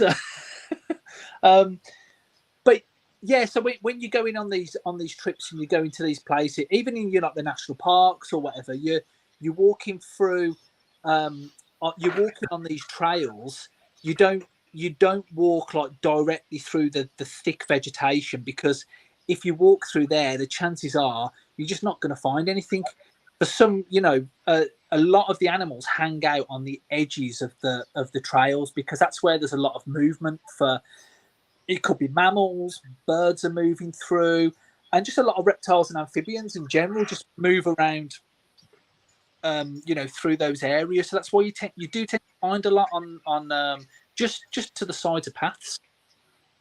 So do you think that's because the people that run the programs, run these holidays, and the guides will like feed the mammals to encourage those to come to the side of the paths all the time? And no, I mean, I think it's just something that happens. The animals are just drawn to those open areas, because for the most part, like if you've got a real dense forest and jungle, there's not really going to be much that's going to be in there anyway, because the animals do need space. They need to be able to forage and find food. And if you've got just a load of dense vegetation everywhere, you're not really going to be able to sort of find anything. You're going to be quite restricted. So I think that's why you tend to get these animals right on the edge of the forest. And then obviously if they get spooked, they just head straight into the forest again. So yeah, but yeah, that's another thing when you're on these trips as well, and depending on what you're doing, you do have to be very careful, because when you have a snake, for example, that just shoots across the path in front of you, you almost have the guidebook pages flipping through your head as you're reaching to grab the snake. So sometimes you do treat those snakes like, okay, this might be venomous, I'm going to have to be careful. But as you're about to grab it, you do sort of have to try and make an assumption of what species it is, and you have to be quick about it, so because you don't want to make a mistake. Do you ever see a snake going across and then ever think, hold on a minute, maybe something bigger is hunting that snake, and then there you are bending over trying to get this snake, and then maybe one of the snake eaters is just behind you going, excuse me, mate, that's actually my meal. That python there, I'm a king cobra here, I eat them. Move out of the way. Yeah, do you know, I not crossed my mind at all. But what has crossed my mind is that when you are like, sometimes you'll be, if you're doing like you're helping someone with research, or you're doing a research with amphibians, and you're trying to catch amphibians. The best way sometimes to catch amphibians is just to put your hands over them when they're on the floor. But sometimes, you've got, especially if you're in Central America and you're catching these amphibians, you've also got a lot of pit vipers that are going to be around as well. And, you go and put your hand on a frog, there could have been a viper there that was stalking that frog or whatever. So, or you could put your hand straight on a viper. So you do careful, but at the time you get that excited about you found something, you need to catch it to further the research, and you forget about your safety sometimes. I'll bet. So I mean, this I haven't really told many people this, but the last trip that I did was to Costa Rica, and with so the second day into the trip, and I'm looking after 17 people on this trip, so it's quite a busy one. Good sized group, yeah. Yeah, so we're at the base of this national park. Everyone needs the loo before they're going to go in because we've got about a 4-hour round trek, and we come out and there's this lad on the trip, and he spots a frog in this bromeliad, and he sort of called me over, and he's like, "Oh, what do you think? What do you think this is?" So I'm having a look, going, "Oh, I don't really know." As I'm looking down, I see right by my feet the movement of a snake, and I think, because I can only see the sort of the latter third of the snake, I actually think that false coral snake. So I reach down to pick the snake up, and as I pick it up and bring it more to head height, I realise that it was actually a coral snake. Oh shit! So, yeah. Oh shit! Absolutely, and it's the only time that I've ever made such a balls up in a misidentification like that on a trip. Usually, I can get, I won't know the species, but usually I'll be able to get it down to sort of genus level. That could have been a serious fuck up. Yeah, that was an absolute fuck up. That, I mean, it could have been, absolutely horrendous. But no, I was lucky there, very lucky. So because these false coral snakes, because we'd seen one the night before, so I thought that I was looking same area, seen loads of them. It's got to be it, yeah. It's got to be it, and that's the thing with the false coral snake. They get you sometimes, but the Costa Rican coral snake is your typical red, black, yellow. So people are like, how did you misidentify that? But the latter third of the body was just red and black. It was like something that was different with this individual. Plus, it was also going into shed, so it was very dull. So it wasn't that real vibrant. I found another one a few days later it went under a big log, and as I saw it, I realised straight away what it was because it was so vibrant. But this other one, it confused me a little bit. So you've got to be careful. I nearly learnt the hard way on that one. So the group was going to have to sort itself out for a few days. That's nothing. So. What did you do when you realised it was a coral? Did you just go drop or? I put it down, and everyone was like, "That was that a coral snake?" And then I was just like, no. "Yeah, it was." Let's not talk about it. But yeah, so that's another. But that was a really Costa Rica's amazing. If you do get to go somewhere, and Costa Rica's a great place as well because it's a real good place to take the family and have like a family trip. But it's one of those trips where you can sort of do family stuff, but you can sort of sneak off and do a bit of herping as well. So if you wanted to, so that's something that. We're going on holiday. We're having a family holiday. It's been a lovely time. Yeah, I'm just going down this shop the locals have sent me to.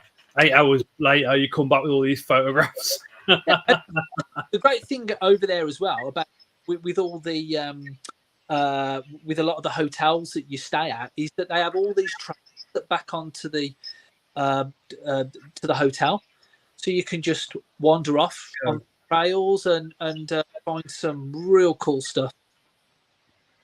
Yeah. So speaking to an engineer once, and he said he had to go over to Thailand to learn about his job, basically about some new components. He says his hotel. Oh, was that the excuse? Was it? Yeah, he did have some stories that I cannot repeat. Sworn to secrecy. But he said literally, you know, there was, you go out the back of the hotel, you got the little hotel garden where you got a seating area, and then you've got the jungle. And I was kind of like, well, you know, what, did anything ever come out of the jungle? Did you ever see any snakes, spiders? And he was like, no, just literally hundreds of monkeys. Hundreds and hundreds of monkeys. Yeah. Yeah. I mean, they are pretty common over there. Have you ever come in contact with the big stuff like the gorillas and orangutans? And no, but hopefully they get to see the orangs this year because I'm doing a trip to Borneo in end of October, beginning of November. So that's going to be a couple of weeks. So yeah, so hopefully we'll get to see some of the orangs and. But no, for a lot of the bigger prime. I mean, I've seen the spider monkeys and howlers and whatever in Central America, but now the real sort of big apes. Now gibbons and things like that I've seen, but yeah, the real big apes. No, nothing. I've never been to Africa either, so that's I would like to go to Africa, but no, never been. But and the howlers that can be very aggressive towards their own. Yeah, and they're really, really loud as well. If one of the up-and-coming males oversteps their mark, they're pretty much dead. Oh, yeah, incredibly aggressive. And very cruelly killed as well. Very cruelly killed. Testicles get removed first, don't they, with the howlers? Oh, right, jeez. And yeah, I watched a documentary. It was just like, you just can't fathom it. It's just like, wow. Well, that's pretty. I suppose hierarchy, and you know, I suppose our villagers probably did the same thing hundreds of years ago. Yeah, you know, or behaved very, very similar. Yeah. So you can kind of see those primeval kind of traits in the howlers that obviously, you know, us as humans have had.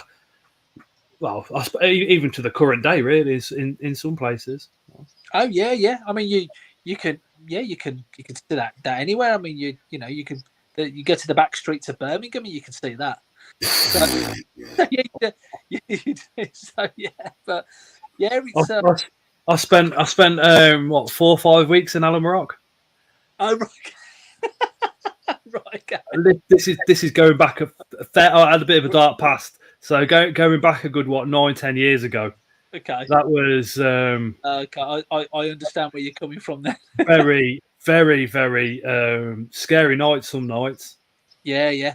And then I used to work just off the jewelry quarter as well, and that area was very, very interesting at night times. Yeah. I used to work at that point in my life. I was being good, so I actually worked at a drug rehabilitation unit just outside of the jewelry quarter. Right. But the area it's situated in is just something else. The amount of times we had to phone armed police because we saw guns outside the actual unit was incredible. Right. Yeah. Oh yeah. Very, very interesting. Very interesting. Remember when we had the Birmingham riots going on? Probably about 10 years ago now. Shops were being put through, and was that all the looting? Was that all the all that looting and everything was going on. I had to take somebody because we couldn't get a taxi. We couldn't take your car because how it was. None of the taxis were running. Had to take one of the residents over to the hospital, about a 20-minute walk. Every shop, there were people coming out of literally like little. Joe, where they got the 2 window doors, they put the bottom window through, and they're coming out with all sorts of stuff. And the person I was with, because of their history, you know, couldn't give a shit. So like, what the fuck's going on over there? Quite loud. Oh, they're looting it. Way. And I was like, well, you shut the fuck up. Do you know what I mean? Oh, fuck's sake. Gee, yeah, that was pretty scary. That was. It was just like almost like apocalypse sort of time. It was like really weird. It was like it weren't going to finish as well, wasn't it? Yeah. It literally felt like that was it. It was going to just go on and on and on. Yeah. It's going to turn into an episode of The Walking Dead or something. It was really, really odd. I mean, I got a train from Coventry to Birmingham Central, and then I had to go over to is it New Street? Yes, the smaller one just outside the main Birmingham railway station. Oh, you went in Moore? Is it Moore Street? Moore Street, yeah, that's the one. Yeah. I went from Moore Street then over to the jewelry quarter, And just that little train drive there, it was like, what the, why is everybody hooded up in on a train and got these scarves up to here and what's going on? And that was at like 6 o'clock in the morning. Oh no. Raymond. Rumor has it, not a single King Crab CD was stolen during the meeting.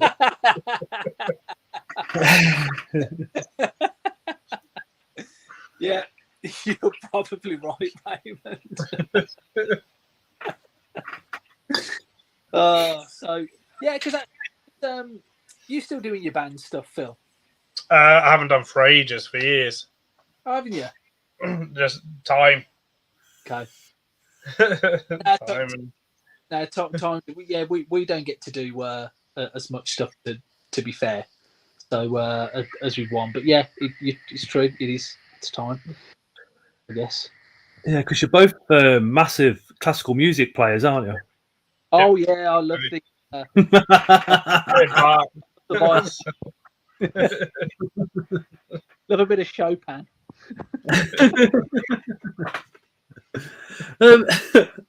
Is there any areas of the world that you've been in and you've literally gone, this is great herping, fantastic, but we've had some close calls with the locals? Oh yeah.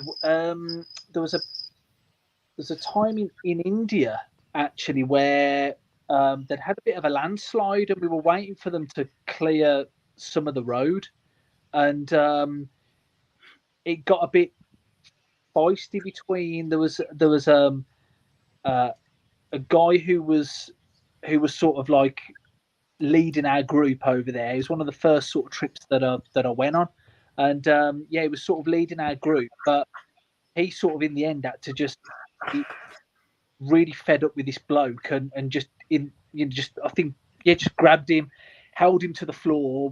They were talking in, I think, Hindi, and couldn't understand anything of what was going on. Didn't know what to do. Didn't know how. None of us knew sort of how to intervene. And in the end, it all sort of got sorted out. But yeah, you just sort of, obviously this dialect is getting louder and loads of shouting and arguing. But because you don't understand what's being said and what's going on, it's a bit, it's just a bit odd. You're like, I don't really know sort of how to react here. And actually, in Thailand, weird as well. The one we were at a bar the one night, and this was like back in like 2010, something like that. We were at this bar on the night, and it just something felt like it was just gonna kick off, and it was really weird. Difficult to, I don't know, it's difficult to sort of explain the situation there, but yeah, it was. You can sense it sometimes, can't you? I suppose. Yeah, it was really hard, and then we'd walk back, and then there was only a couple of us walking back, but then there was I think like 4 or 5 of them that were just sort of then had left and they were following us, and it was really weird. Nothing ended up happening, and maybe they were heading back that way anyway and ended up going somewhere. Maybe it was just all in our minds, who knows? But there's just something. There was a few of us there that were like, I think we've outstayed our welcome. We need to go now. But yeah, I'm trying to think. I think it's been pretty. I think it's been safe, to be honest. Like, unusually safe. Like I'd probably expected more things to happen over the years, like possibly be held up at knife point, or especially for money, because that's what a lot of people know, that if they see some white English people over there, often they think white English money. That's what a lot of people in some third world countries think. Madagascar's a place where that you have to lock the doors when you're driving, keep locked at all times, because if you stop in the traffic, you get gangs of people grab the doors, open them, and they'll just drag you out, threaten you at knife point, or even stab you for what you've got in your sweets or whatever that you've got in your bag, food, money, anything. So yeah, Madagascar, it's yeah, you could tell over there you had to be careful. Nothing happened, but yeah, you did have to be careful. Not good to sort of walk around at night and whatever. We had we always had guides, and some of those guides used to carry weapons when we used to go, you know, herping at night. We used to go for night walks and whatever. So yeah, you've got to be careful, and just Not yeah, James, not Alice. just be sort of streetwise, I guess, like you know, like most of us are over here now, or have to be because of what the world's coming to. So James says, "Night all. Cheers, Adam, for the great experience of zookeeper stories." oh, cheers, mate. Emma says, "To be fair, Florida's just like that, a few miles from Disney." Mark Spider Guy, his son got stabbed walking to his girlfriend's. Mark's from Birmingham area as well. Yeah, Coventry's getting really bad. It's been 2 or 3 stabbings this year on this road that I live on. It's further down the road towards a rougher area, around the doctor's area as well. But it just seems to be, yeah, Mark. It seems to be just the method of choice at the moment. Yeah, it's happening all too often. Certainly Birmingham. I mean, like the city centre is not a nice place to be anymore, especially of a night. You know, going. You know, I'm past my clubbing days, so you know, but sort of back then it was. Oh yeah, it was much better than it is now. It's terrible now. So, are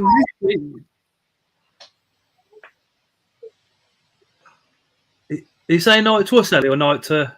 Yeah, I'm going. Oh, okay. All right, no worries. See you later. night. See you later, Ellie. Really? She was very quiet this evening. Very quiet. But Birmingham New Street 10 years ago was not too bad. We used to go down there. We used to go down to where there used to be, opposite the cinema, there used to be like a little venue there.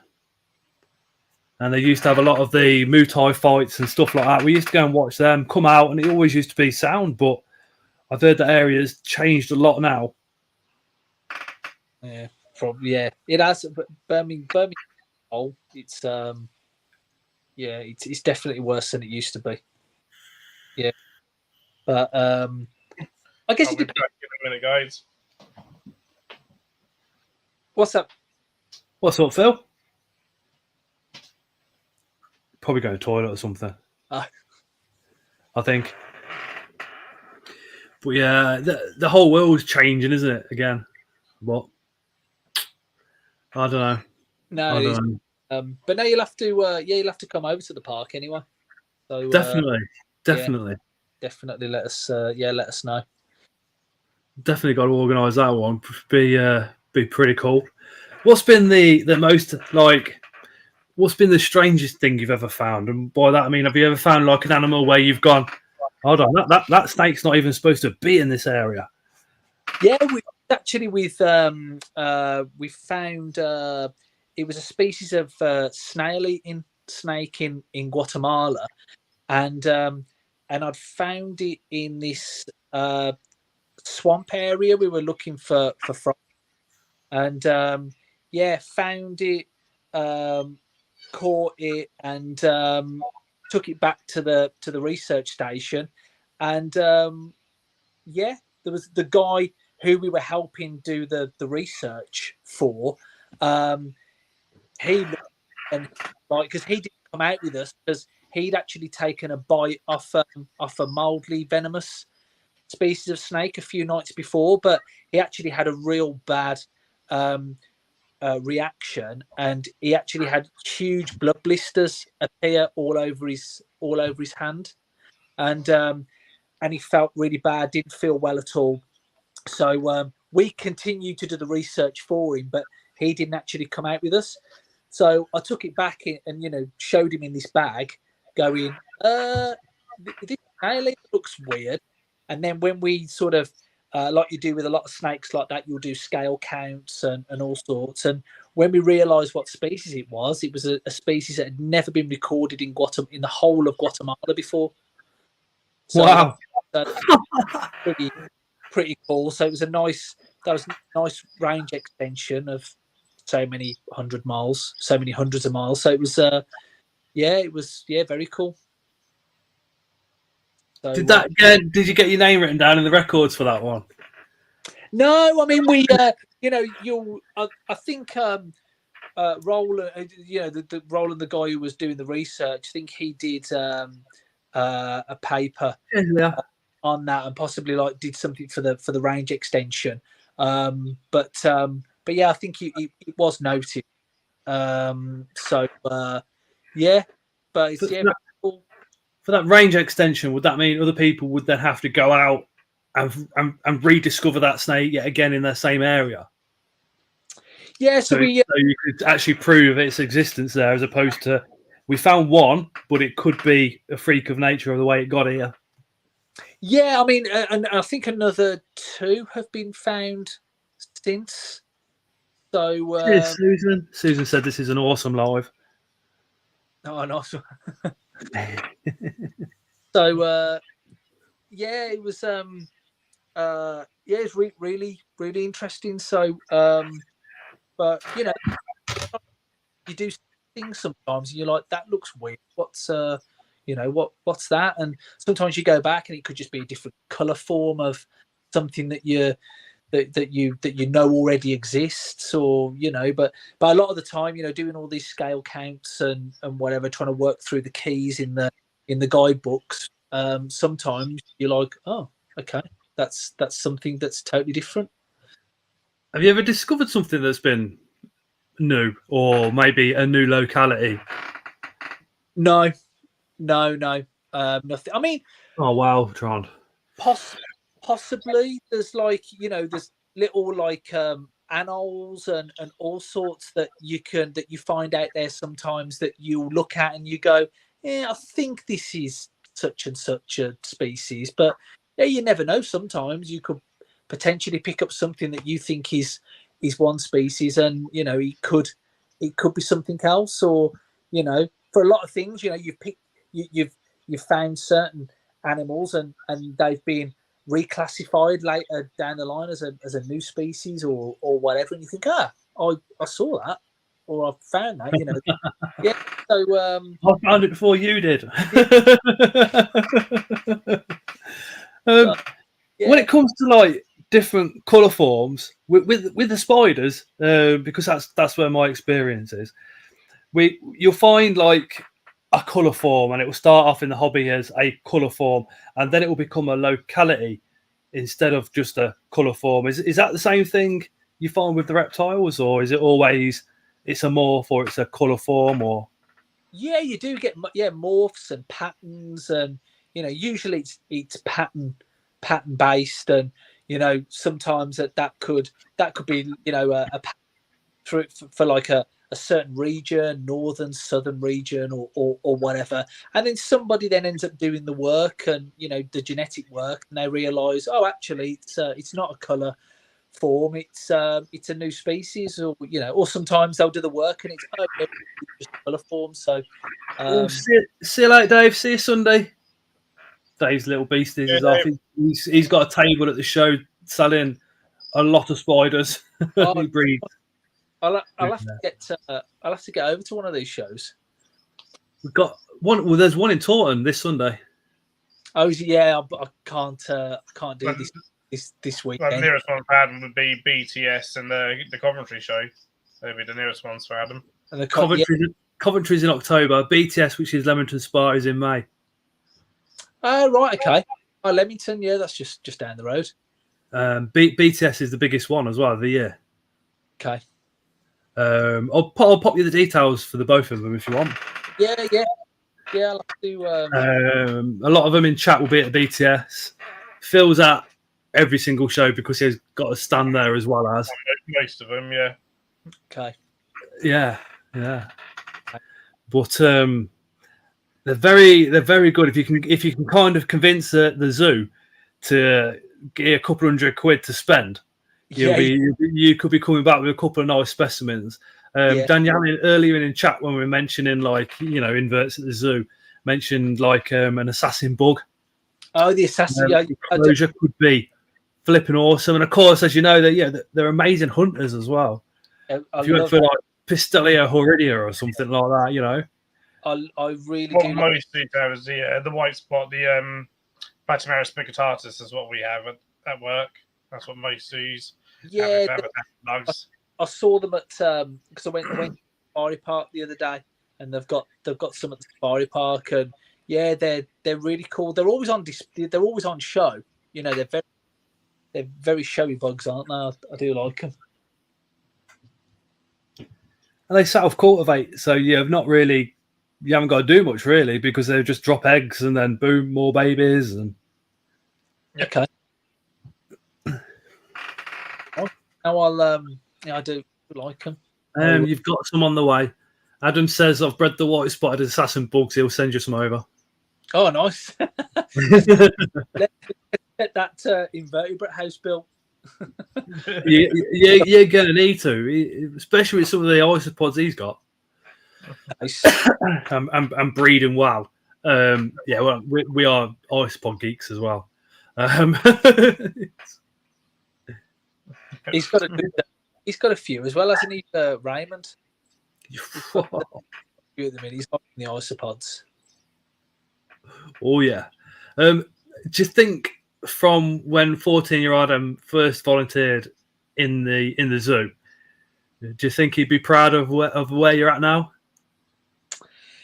Yeah. Hey, Jeremy. Yeah, definitely. I think I've just really tried to make the most of the opportunity that I had. So just try to do as much as I can.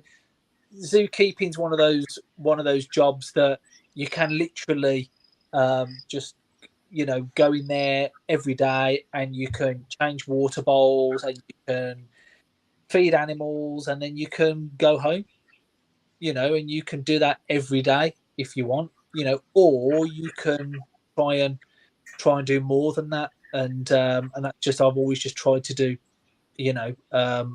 more than that. So same with Phil as well. We always go to the conferences and all the meetings and the symposiums, and always just trying to sort of further our knowledge and help others as well. And we've always tried to do that. So in our community, it's like, when it comes to reptiles, Phil is literally like the go-to man. He really is for all of us.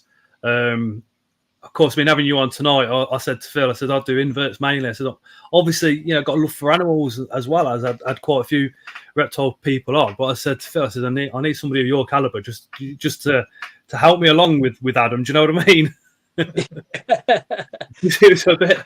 It's been a good chat tonight. It's been. Is your wife in the zookeeping world? Is she interested in that, or is it very much like my wife? No, your stuff's over there. I'll go do my hairdressing or something in the corner. He really, really likes spiders. Really loves spiders, particularly tarantulas. And she got particularly like probably 2 years ago. She was just reading all the time and looking at YouTube videos and looking at how to keep stuff, and she was coming out with all the scientific names, and so she's which one's her favourite, do you know? I think it's the cobalt blue, the lividus, adult female, possibly Thesaurus. So they literally live underground. Yeah, I think that's one of her favourites. I've got 3 females. Oh, have you? If you haven't got one by the time me and Phil come over, I'll happily bring one. They're not expensive. They really are not expensive. An adult female from a shop, you're looking at about 45 quid, 50 quid. Right. Okay. But yeah, I'd be glad to pass that on. that colour of them. They're just they're amazing. Tell her to have a look at the electric blue. Chilibrachius species electric blue. The cobalt blue has a lot of blue all over its body, but the Chilibrachius electric blue has on its front legs the most stunning blue within the hobby. It literally shimmers. I mean, the Paletheia metallica, that's mainly a blue spider until it reaches adulthood, and then it really goes a dark colour. But the electric blue, again, it lives underground, but when it comes up, it keeps its legs out the burrow, sensing for food. And on the inside especially, it's got this blue. It's just like, wow, incredible. Another one's Balfouri, Monocentropus balfouri. They can live in a forest communal as well, but they have a real dark, stunning blue as mature males on their legs and on their carapace. Okay. That's another stunning one, but yeah. But if it's the blue colour, you got Cymeroxagorum as well. Yeah, we're not talking about that, Phil. You go expensive. That's because Phil's got one and I haven't. They are very, very expensive. Well, what are the most sort of expensive or the sort of the rarest in the hobby? Solaris, 400 to 600 for an adult female. Celadonia, again, £300 to £400 for an adult female, and they're this big, but they're known as a Brazilian jewel, and they are absolutely amazing. That's the blue. If I just let me whack Phil on big screen so you can see it better. Bump. Oh, that. Yeah, that's my son, Rossigorum. This sort of little video will come out at some point, just a little feeding clip.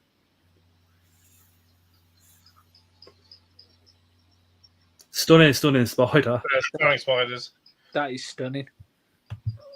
Okay, so so they're sort of your end. The one that's in the background on the live as well is the GBB, green bottle blue, or Chromopalma cyanbupescens. The good thing about those is you put them in the enclosure, water bowl. You haven't got to worry too much about spraying them down for humidity. They will web up like crazy, and they will come out and sit on their web.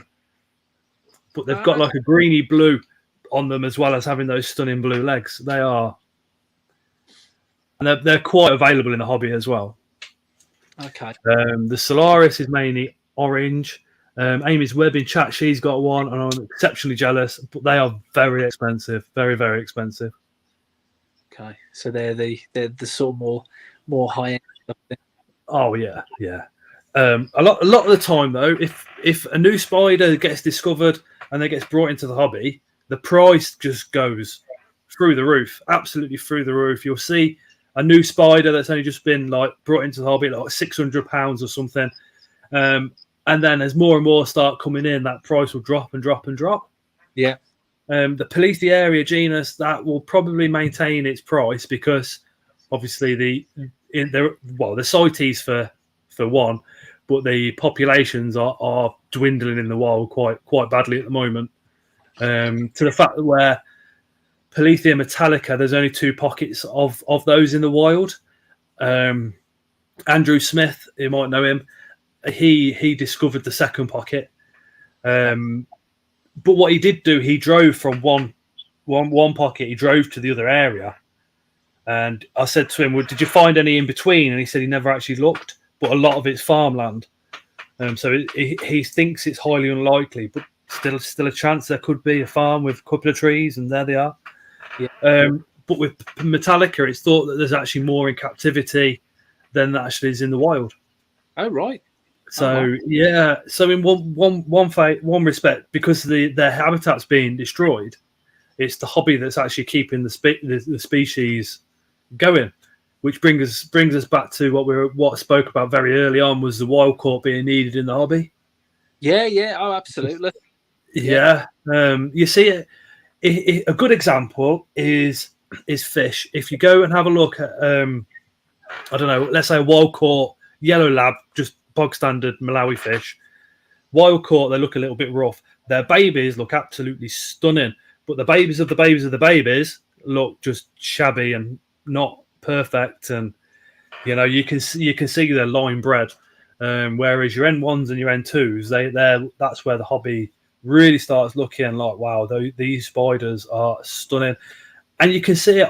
I reckon you can see it more so with Balfouri, because wild caught females are generally bigger than what we have in the hobby, but their offspring are also bigger than what we normally have in the hobby. And the blue is a lot more stunning. Again, on the males, N1 and N2 Balfouris, the males seem to have this stunning, really, really dark but shiny blue on them. But when you start looking at the line bred, you can see it's obviously still there, but it's not as strong as what it is when you're looking at sort of N1s and N2s.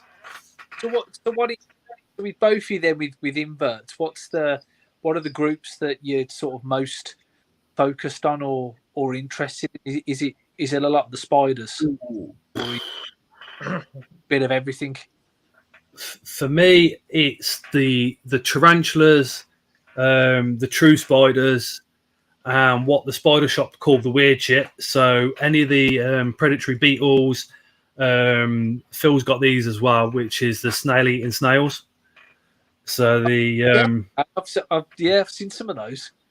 I've had water bugs as well. The toe biters, as they call them. They're quite big, aren't they? They're good kind of 2.5, 3 inches. Yeah. Oh right. I've had those as well. I've had leeches. Also, leeches are just incredible animals. Absolutely incredible animals. They feed once a year, and that's it. And they literally move like a ribbon. They look alien when they're swimming, I think. Oh, very cool. Now I've only seen leech, I think seen them at Chester Zoo, but that was they've got the buffalo leech, haven't they, at Chester? Yeah, huge thing.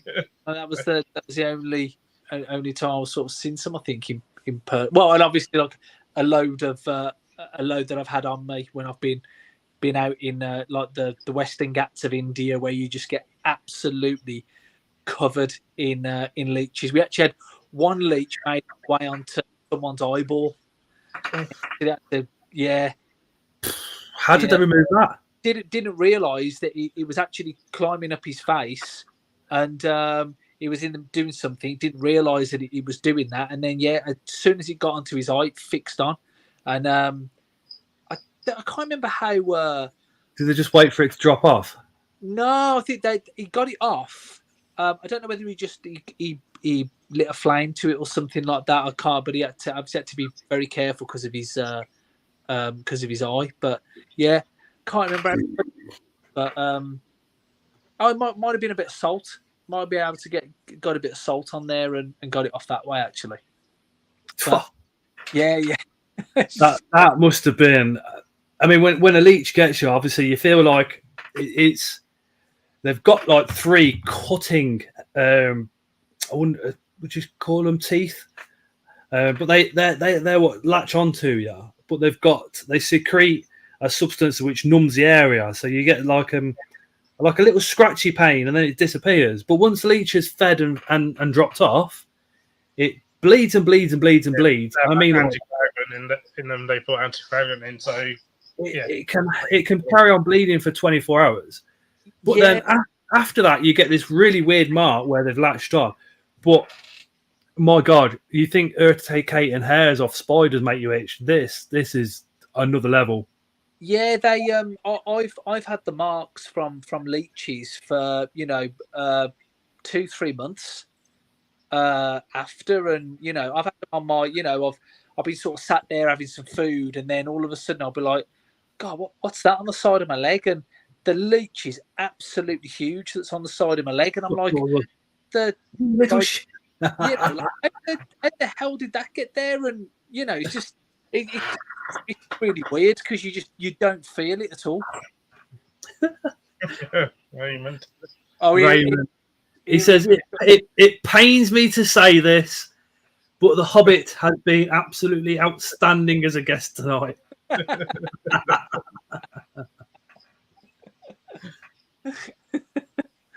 He's got away with words. He's too kind. He's too kind. But what else was I going to say about inverts too? You know, oh yeah, if you could, what would be the if you got anything that you really want? What's the Solaris. Okay. Well, it's just Solaris and Phil's Burrapees, but they're both just a Burrapees adult female creatures from the north is £500 at the moment. They do show prices, so they will do it cheaper at the show, but it's still way out my price range, as well as the Solaris. And have you seen these? That's another thing I was going to say as well about the Scolopendras. And have you seen a lot? There's so many like handling. Fucking idiots! Yeah, absolute fucking idiots. They don't handle a Scolopendra. A real basis. The problem with Scolopendra is okay. You get bit, it fucking hurts and all the rest of it, but then it can leave you with tendon damage, and then it can leave you with issues that happen 15, 20 years later. So the venom that got you can then affect your heart in 15, 20 years' time. Right. And there's dickheads that are just like, oh yeah, look at this. I'm so hard, it's unreal. And it's just like, just put the fucking thing back. Just put it back where it's supposed to be. Put it back where it's supposed to be. They tend to do it with the big American species, which are less defensive and aggressive than like the Asian species. But people see that and then go, oh, maybe I can do that with my £30 Diani or Suspinipes that's gonna just bite you. Most probably. Well, I actually had one of the Scolopendra came out of it was in Madagascar, and I was having a shower, and it came out of the plug hole, and it was actually on my foot while I was in the and then I just hoofed it up in the air. I went to Malta, and this is before I was into my inverts, and the lad next door to where I was staying, quite good 6.5 foot big guy, comes banging on my door. Scott, there's a spider in my room. Can you get it? I was like, yeah. So I got a little lunchbox to go in there, and it was literally a centipede like this. I think I must have been a Dahani looking back now. Tron says no, Scott. You're supposed to say scorpion when that's when you said, is there any invert? Yes, that is right. There is a lot of scorpions that I would really, really like, but I can't keep them yet because I haven't got a DWA license. A DWA license is something I am going to be getting in the next 2 years, I would have thought, but we have to move house before I make it happen. But yeah, there's some of the DWA stuff is just like gobsmackingly beautiful when it comes to the scorpions. Yeah, because like DWA wise, like nobody under Birmingham City Council has got a DWA. So like for depending on like with regards to your council, are there people in the area that are under that council, or have you spoke to the council? Would that mean nobody in Birmingham has a DWA license at all? So no, but so I think that if you're under Birmingham City Council, it does cover a huge amount of Birmingham. Nobody will actually have a dangerous one.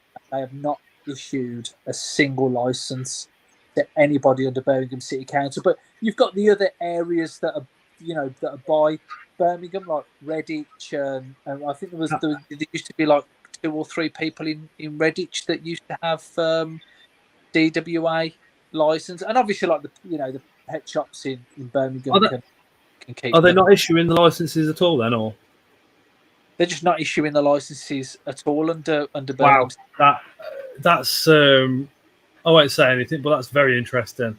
They do in Coventry. When I last looked was just before COVID, and I think it was near on £400, but I reckon it's probably gone up since then. But yeah, I won't be until I can move, because I promised my other half if I ever get anything DWA, it's to be kept outside of the house. So I will need to have a shed built where all this will then move into it, And she never whinges about all this or the shows or the time I spent doing like lives and videos and stuff like that. So I said, yeah, that's fine. That's fair enough. I couldn't hit the DWA requirements at the moment with where we keeping all these as well. So, wow, Philip Fish Nottingham DWA license, which Phil does hold, is 1,200. Yeah, that sounds about right, because there's a guy that I know over there as well and he's just got his renewed, and I'm sure he said it was just the just past a grand.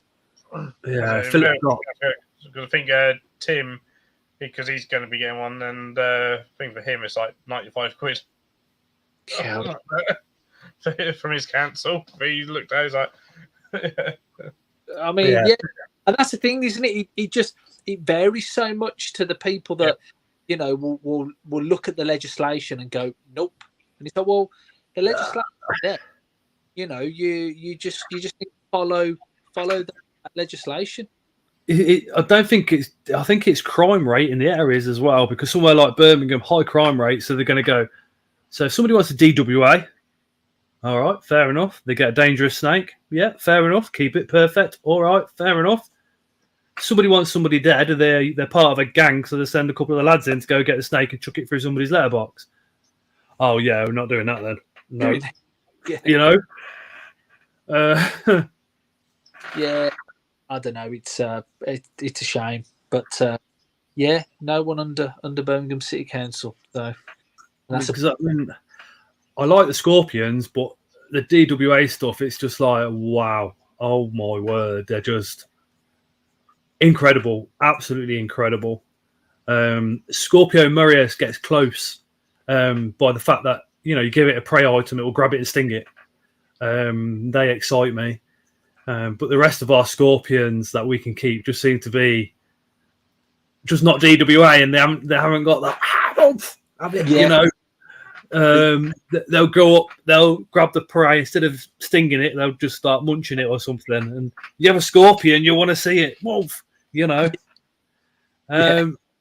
Scorpio Murius, very, very clever, because I suppose it's with all Scorpions, they don't just hammer that stinger down, it comes down and they precisely put it in. If they get a Mario worm, it seems to come down quick.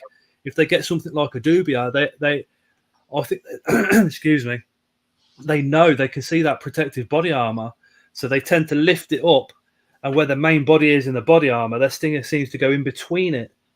It's ever so cool. So it's very precise then. Exceptionally precise, yeah. Oh wow.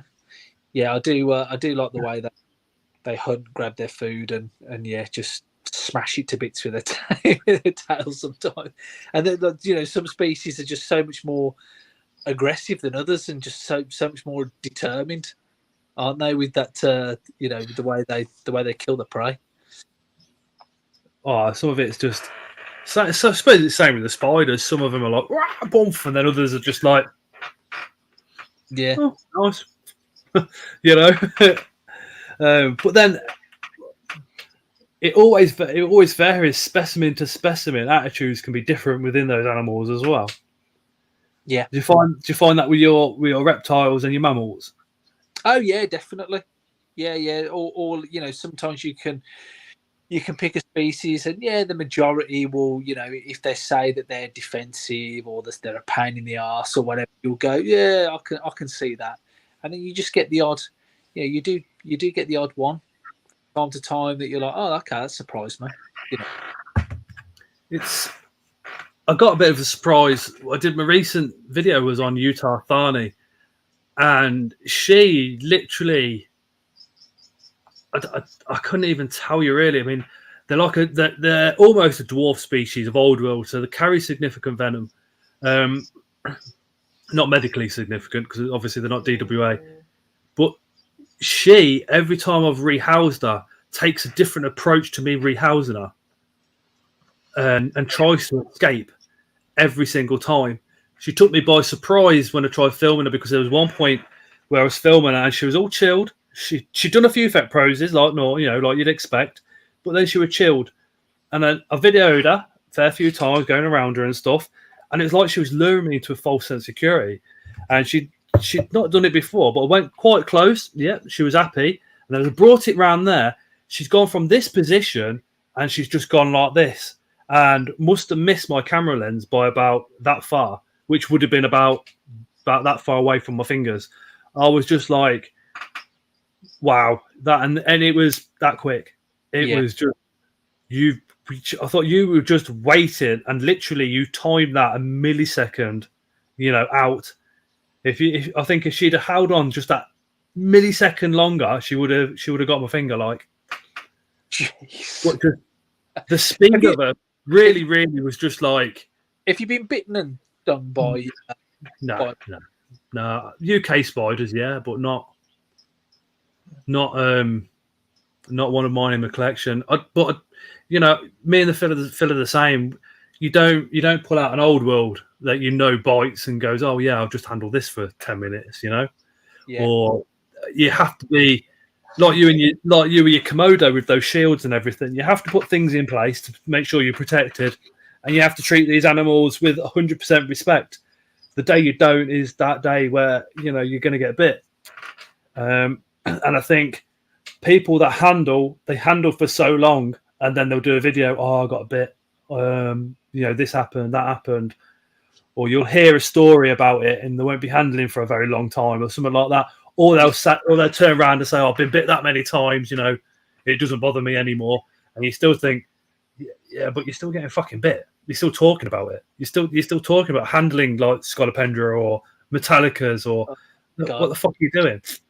Because I think the biggest issue is, okay, you're right. We're three grown men, so we're old enough. We're ugly enough. Raymond will say we've got the smallest penises in the world. So if we went and gone, oh yeah, we'll pick up this Metallica. If we got a bit. And then did a video. Yeah, I handled my Metallica. I've been bit. I've got to go to hospital. All this bullshit.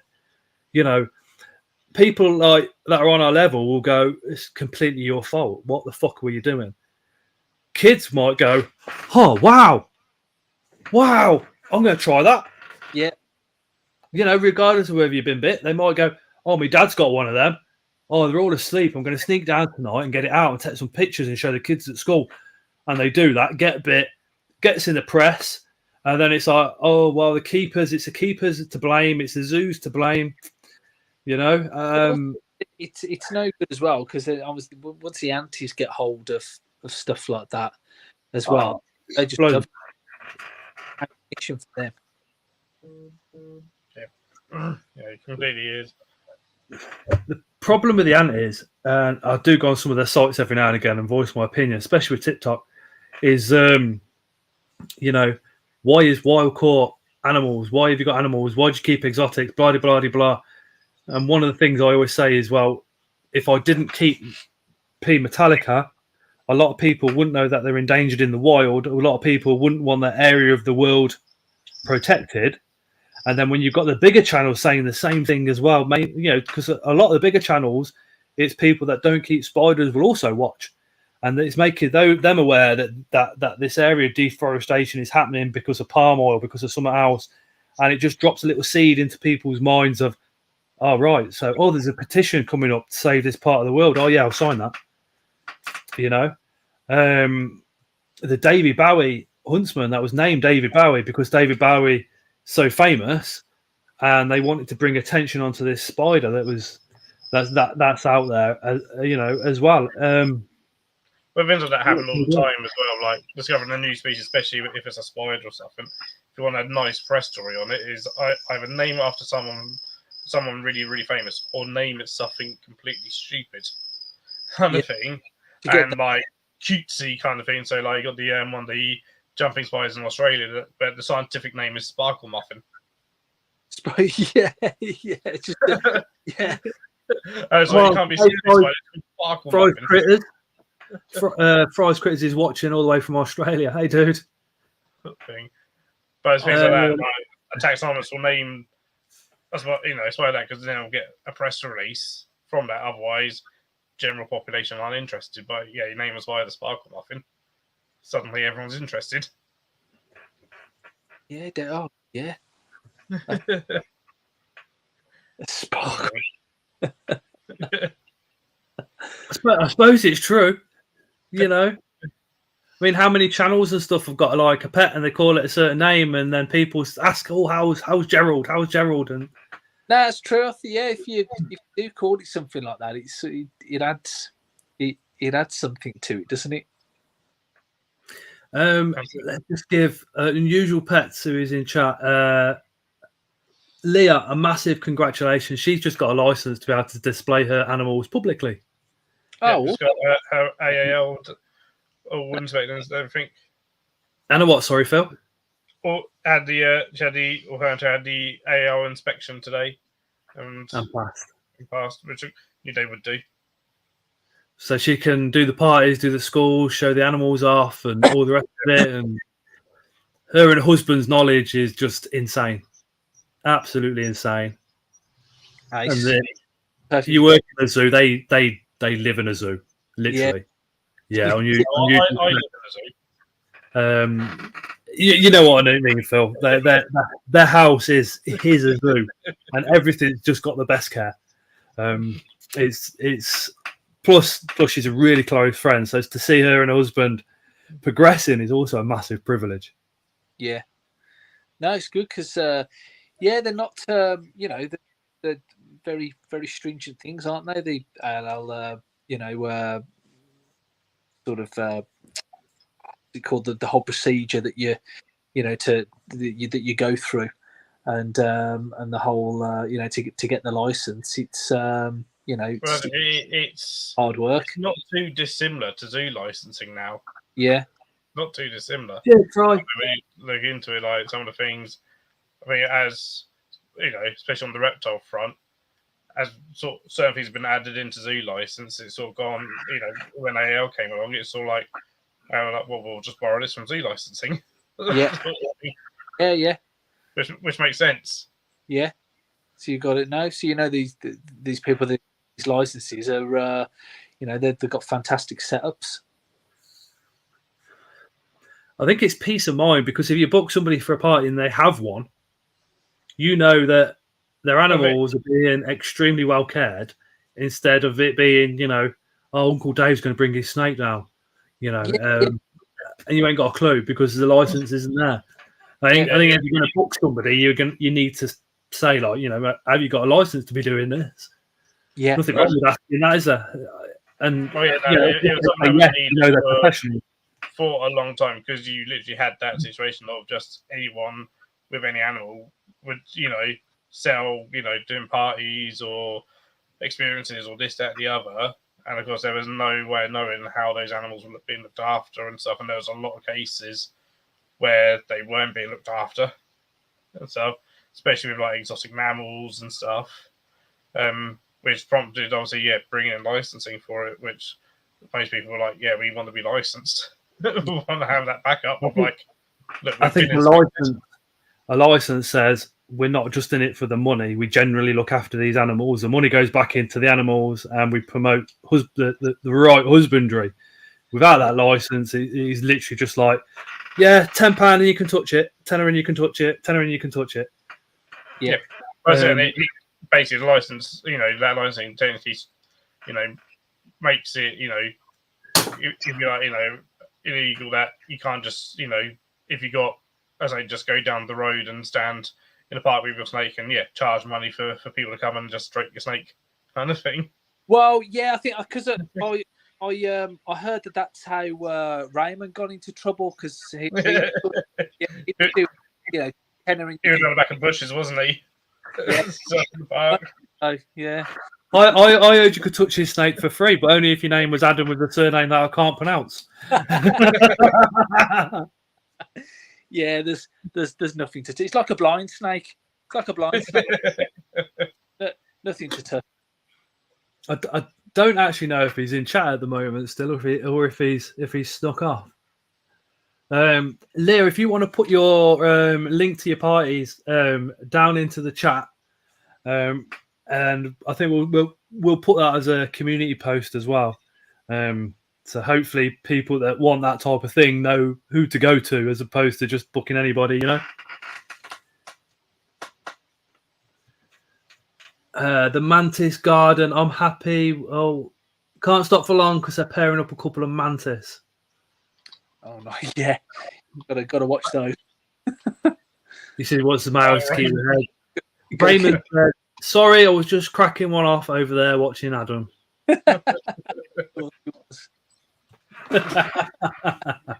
And Leah's put her link down into the comments. So if you guys want to click on that, go like it, and go save it in your web browsers. That'd be awesome. Yeah, we've got the spider show this Sunday. So we're all like, "Oh, come on! Is it Sunday yet? Is it Sunday? Is it Sunday yet?" Because you probably know yourself, Adam. When you're an animal lover, it kind of limits your friends. But when you're a creepy crawler lover, it's just like your friends are like, "Oh well, you know, Phil's the other side of the country, Leah's the other side of the country, Fry's the other side of the world completely." So when we get a show, it's like, what? We're all meeting up. There's going to be spiders on sale, cheaper than what they are online, and packaging and stuff. And we get to talk about spiders and see people all day long that love spiders too. Yeah, it's same with the show. You know, with the IHS shows and things like that. It's really good. You know, sometimes we'll meet the day before, and the conference is always good. Like when we go to like the bars or the conferences like Rogue and Twig and stuff, and that's always just Rogue's been Rogue's been pretty savage over the years. There's been some moments. There's been some it's been hungover. Oh yeah, it's really bad. There's a few of them are a bit hungover on at the spider show, especially ones that go down and stay in the hotels. Mark, I'll send you my address after this live. Mark's given me a lift all the way to Taunton and all the way back again. Can't thank him enough. Oh, nice.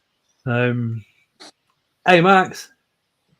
Max is literally on the borderline of Scotland, so he says he needs to be rich for the trains and the hotel. You do, mate. You do. I looked at a train up to Glasgow and back for the Glasgow show, and the prices were just like ridiculous. But you can't book them now for that show. You have to wait till the same month. What price are you looking at for that? Like, I think it was 300 return. Jeez. Probably a lot cheaper to fly. You get a I did think that. I did think that. Probably a lot cheaper. But then you obviously got to get a hotel as well in Glasgow because it'd be a pain in the ass to get there and back at the same day. Mantis Garden is in Taunton. But if you go on Facebook and have a look for the Invert Shows UK, it will give you their Facebook page and it'll have all the details to all the shows there. If Tarantula Rook is still in chat, he will be able to paste into the comments the dates for all of them as well. It's going to be cool.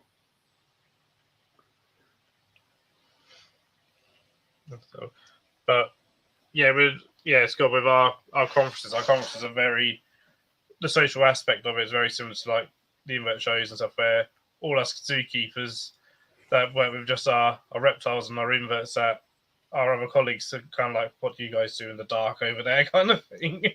So we had to meet them and just chat reptiles and bugs for a few days. Tony Louise, I've not even looked at what dates they are. I know there's one on my birthday, November, that I have to go to because it's my birthday. Which one's that? I think the Coventry one's October. Is it Brighton one's the last day? The last one? Brighton's November, I think. But anybody coming to Coventry, Leamington for the BTS one, if anybody's staying in a hotel the night before, I think there's going to be a few of us meeting up and having a bit of dinner somewhere. The same again on the Coventry show. Yeah, it's always good. I think that's better than the actual show itself. Sometimes, isn't it? It's just that it's catch up and it's the social aspect of it. It's all good. It can be.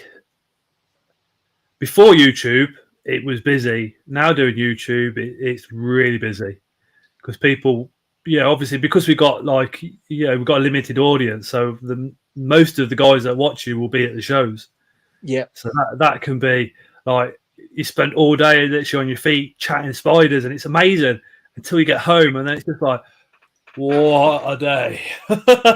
Yeah, you do. I mean, the shows, it's difficult sometimes to sort of properly make your way around the whole show, because you stop constantly to just chat to people, and then catching up with everyone. It's ridiculous. Sometimes you don't. You don't.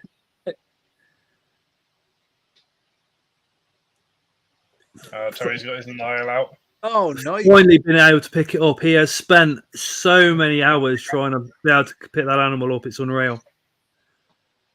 Nice. Yeah, because they can be really funny. Real, that's unusual pets. Yeah, real arsey things. That's very cool. Steve W is selling at the Capital Show and Coventry Show. Jackson, I can talk to Leah or Matt about intro and outro, whatever else. If you're looking for intro or outro for your videos, if you download an app called Canva, it has stock video in there. It's got everything in there. It's even got templates to make an intro. I use one for mine. I don't like massive intros. Mine's like 3 seconds and it's done. And then Jackson, if you also download KindMaster, it's on your phone. It's one of the easiest apps out there in the world for editing. I use it for a start. And then Canva, you can also make thumbnails. I think Adam said and then I sent him the thumbnail within about 5-10 minutes. It's literally that easy, because it's just, remember years ago when you used to get clip art on a CD, long time ago, and you could literally click on it and go, oh yeah, I'll stick that there. That's basically Canva. Very, very easy. If you want to do a CV, letter, anything like that, all those templates are on it as well. It's bloody good. Canva's very, very good. I just had the free version of Canva, but it's still very good, just a free version. In terms of editing, I now use Power Director now. Yeah, because I don't really do any of the editing for anything. But I was talking to you, weren't I, Scott, the other day, and just sort of saying that it could, I think it's one of those things, because I just go, I don't want to mess about with it, so I just can't. I just think, forget it. I can't be bothered. And you're like, no, just do it. Yeah, it's and just easier than you think. Yeah, a lot of channels will go, oh yeah, spend hours and hours and hours editing. I'll use KindMaster, and as soon as I say I use KindMaster, you know they're chatting shit, because it don't take that long with KindMaster. Right. Okay. It's just basically said, I think, just to try and put people off. DaVinci Resolve, if people are using that, Jackson, then they are spending hours editing, because that is something else. Yeah. Trond, we can't wait for Bristol, dude, because you're coming over from Norway. Trond is over in Norway, so he is literally able to keep any and every scorpion, and he is literally scorpion crazy. So you want some of his scorpions then? He said earlier in the chat about the scorpions. He says, "Move over here, then, Scar, mate. If I could move out of the UK, I would." Trust me. But yeah, it amazes me. I suppose because we've got that DWA, it always amazes me that certain areas in America you can do it, Germany you can do it, a lot of Europe you can keep them and stuff like that, and then you come to the UK, and I think the UK just go, oh, actually we can put a license on that, so they have to pay us. Oh yeah, that's a great idea. There you go.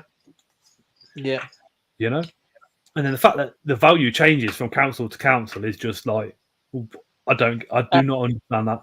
It's all money again.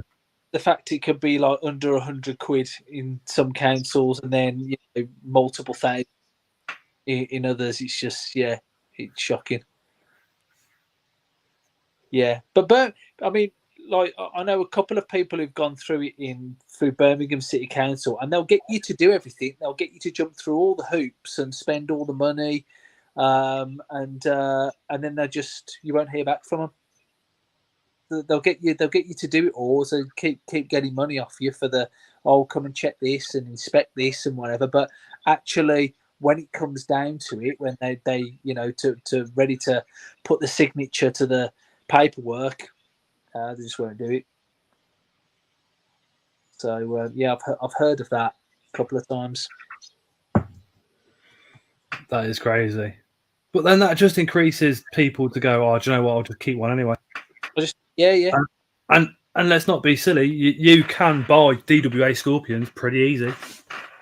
You know. Yeah, you could buy even if you look at all the the venomous snakes and stuff like that are bred, and you just be like, oh, you're good with venomous snakes. You're good at keeping stuff.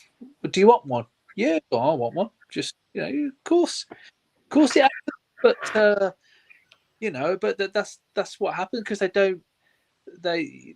don't make it easy. It should be much easier, and follow the protocol, follow the guidelines, and the paperwork, and to the letter, get it signed off, done, and then once you've got that for a year, and you're doing it properly. Then if you don't fulfill the license or whatever, or you have issues, then you get it taken off you. Well, it's your own fault. Pretty much.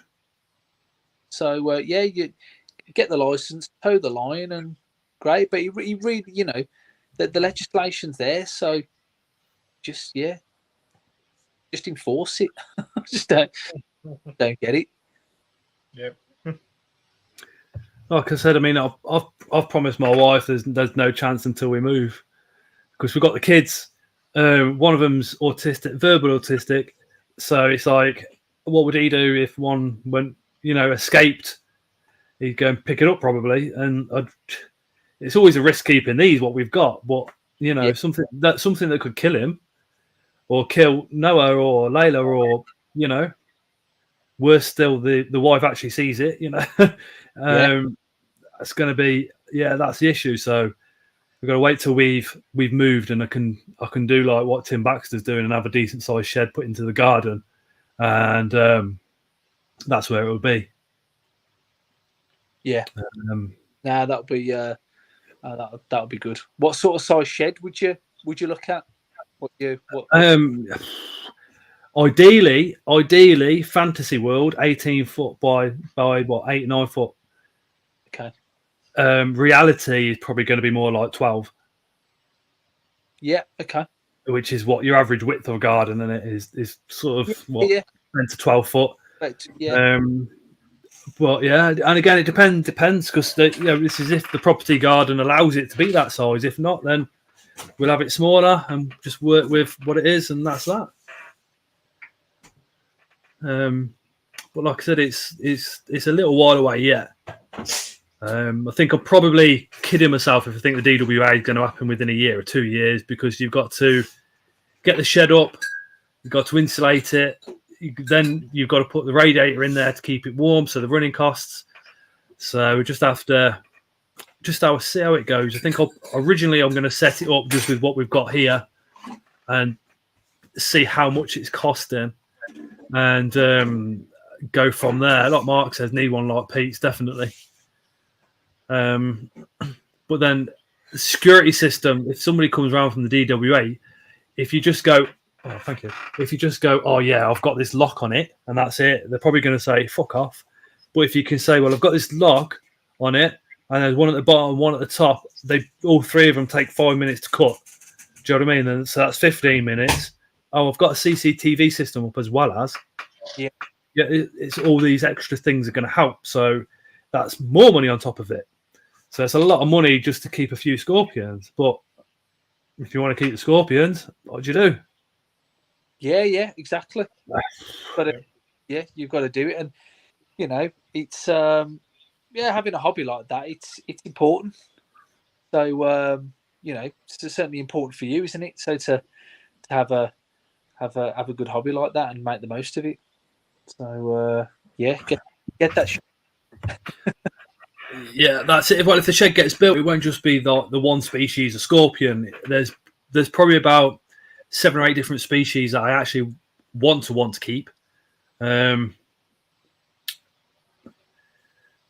Black widows, there's just the one species, and the only reason I know about it is because Philippa Fish has got one, and I can't remember the full name for it. I think it is a Latrodectrus, but it's the one where it's got the red. Is it the red one, Phil? The red got the red dots, and then it's got the white outer lining around those red dots. I know the one you mean. That is just. They are stunning. They are stunning. And if you saw Raymond's comment, he's popped back in.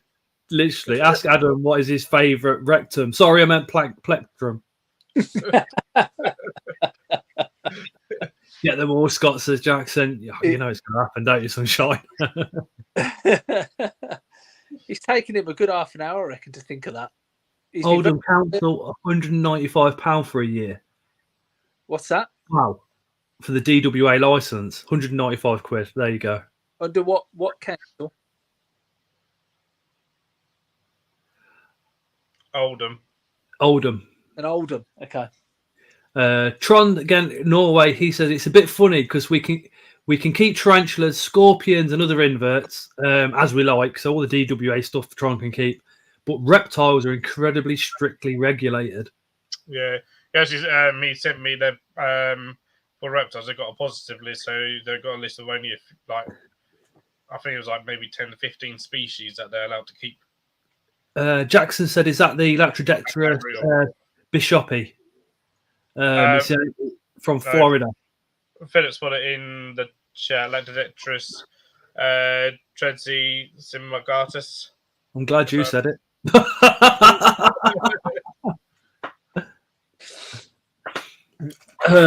Yeah, it's when you watch some of the American channels and they keep some stuff, and you see the culture and the weather out there, especially like around Florida and places like that. It's very appealing to us English.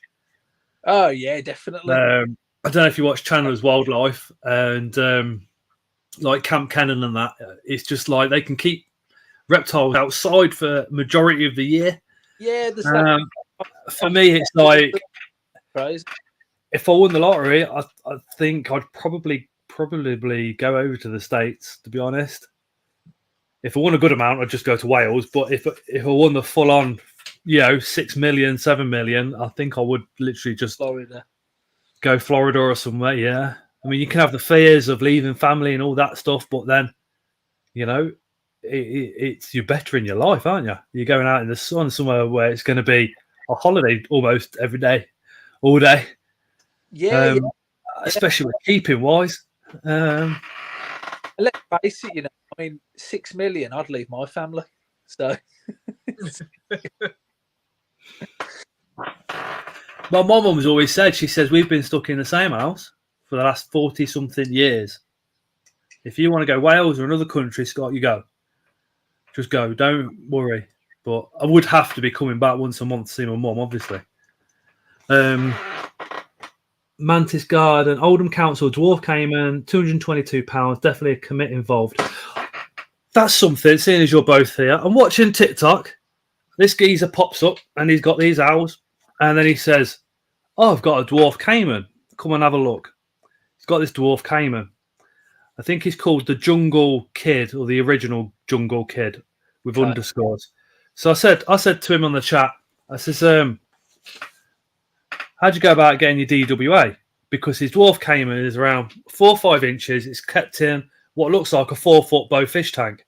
It's a nice setup, but obviously going forward, he's going to need something a lot bigger.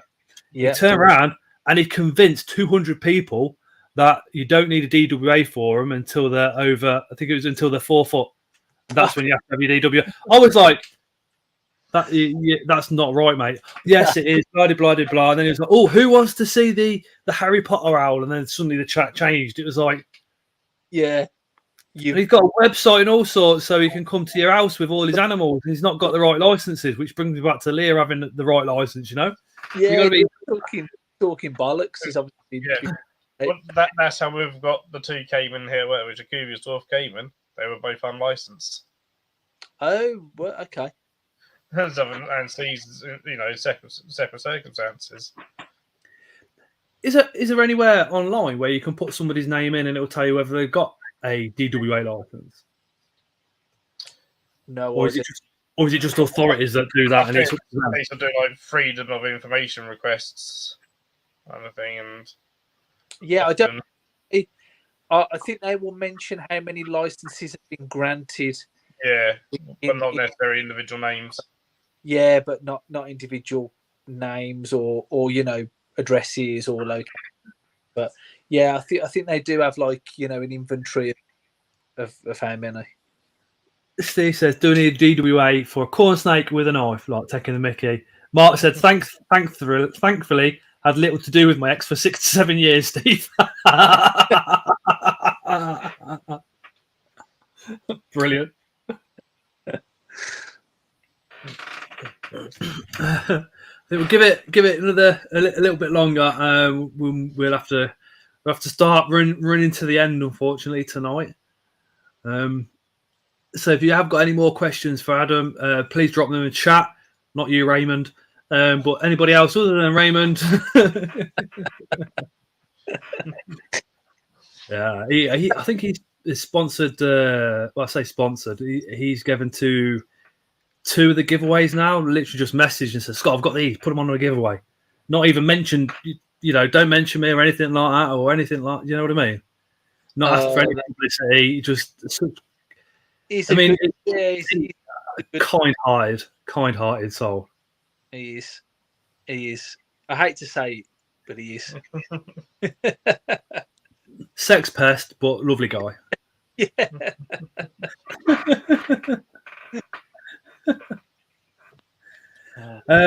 Speaking of sex pests, there is now a new Facebook page. Phil, report that guy so you can have more Cayman. More into our enclosure. Let me just. Adam is just jealous because I much prefer his colleague Colin and his starfish. Mark Spider Guy, how long have you been at the centre where you work, Adam? So, been working paid for about 19 years now. So, before then, I did a few years volunteering. So, yeah, I did voluntary work, and then I went off to college, and then I was going to go to uni. I got in at Birmingham Uni, and then the job came up for the keeper position to take over the reptile collection there as the reptile keeper that was doing my job before me. Then got the manager's position, so he's now manager of the park. So yeah. So then, but yeah, I can't believe it's 8 years that you've flown by. So, and that's kind of a good way into the industry is doing the voluntary work. Absolutely.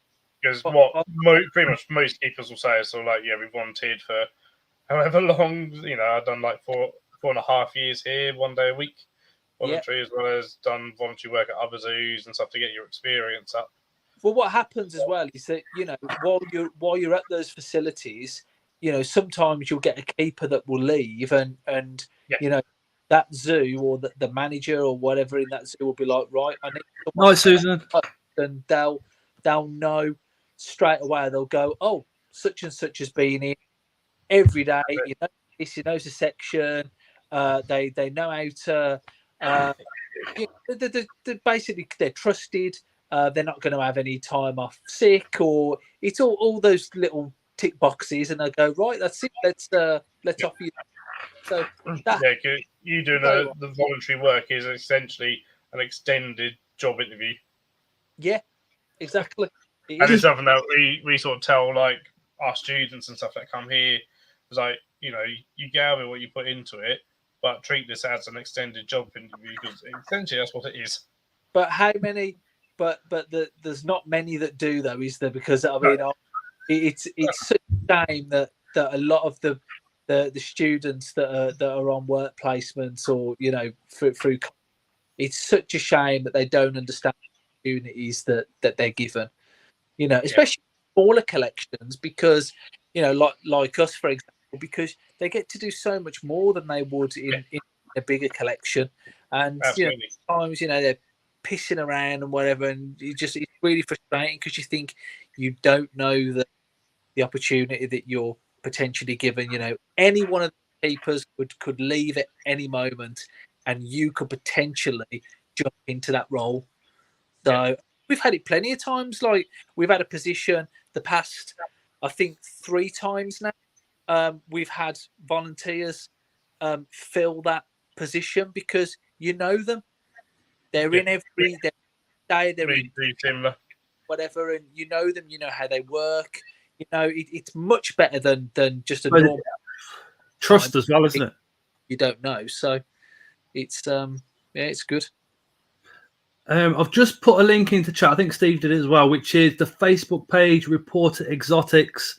In light of what's happened recently, so anybody gets scammed, anybody gets dodgy sellers, enough proof, and it will get put onto that page and shown to a lot of the group admins across the world. Also, if any of the ladies or the men get any indecent pictures sent to them, it'll also get exposed. We will not be going over anybody that's already been exposed, because as far as I'm concerned, that's dealt with. But going forward, anything new, then drop us a message, or just part of trying to keep the whole community safe. What about because Raymond did a load of OnlyFans? See, OnlyFans is legal. Oh, right, okay. And the problem you've got is you were willing and you accepted it and you said, yes, Raymond, please send me those. Get him on.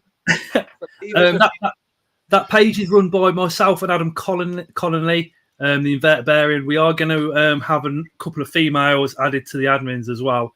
But anybody that messages, their names will never be shared unless you want us to share them. Scott's Inverts. Adam, what is the scariest encounter you've had with a scorpion, says Trond?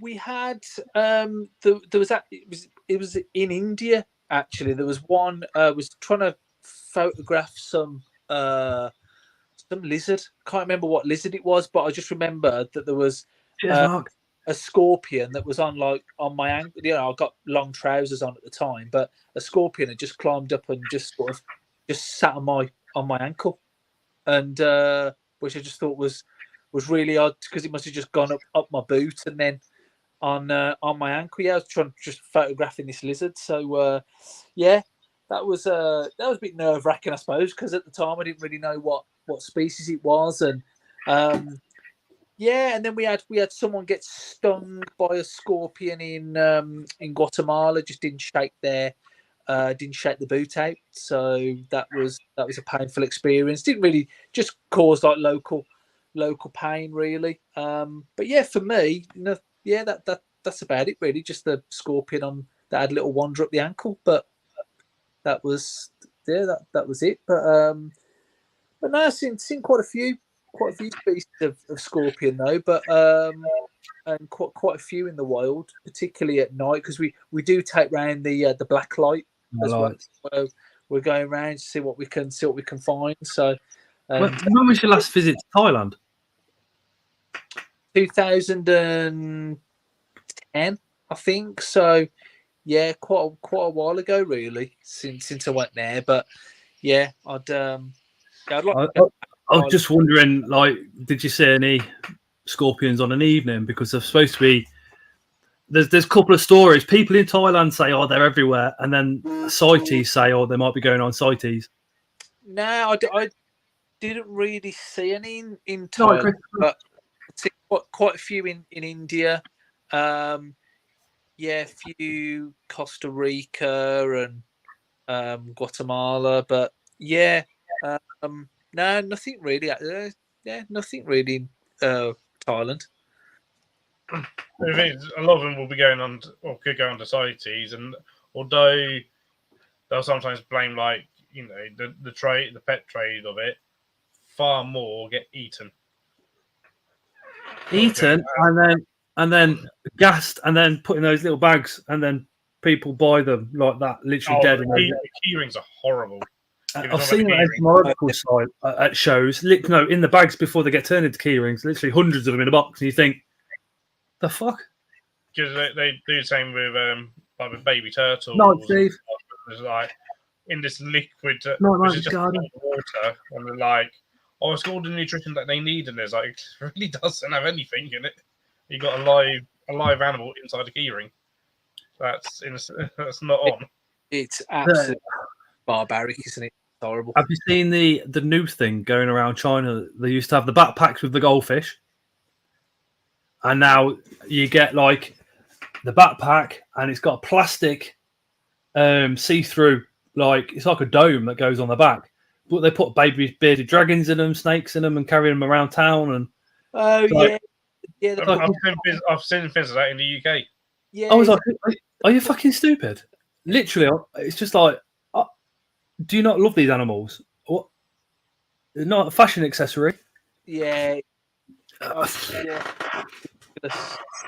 Yeah. Makes you angry, doesn't it? Oh, I seen it on TikTok and I was literally just like, what the fuck? Tara was like, what's up with you? I was like, fucking this dickhead. She was like, stop swearing in front of the kids. I was like, it makes me angry, look. But, you know, apologies, but look at this. Dead. Yeah. Do you see quite a lot of stuff like that you're looking through? I haven't got TikTok, so I don't. But I mean, yeah. Oh, is that something that you sort of get a bit frustrated looking through some of the idiots that are on there?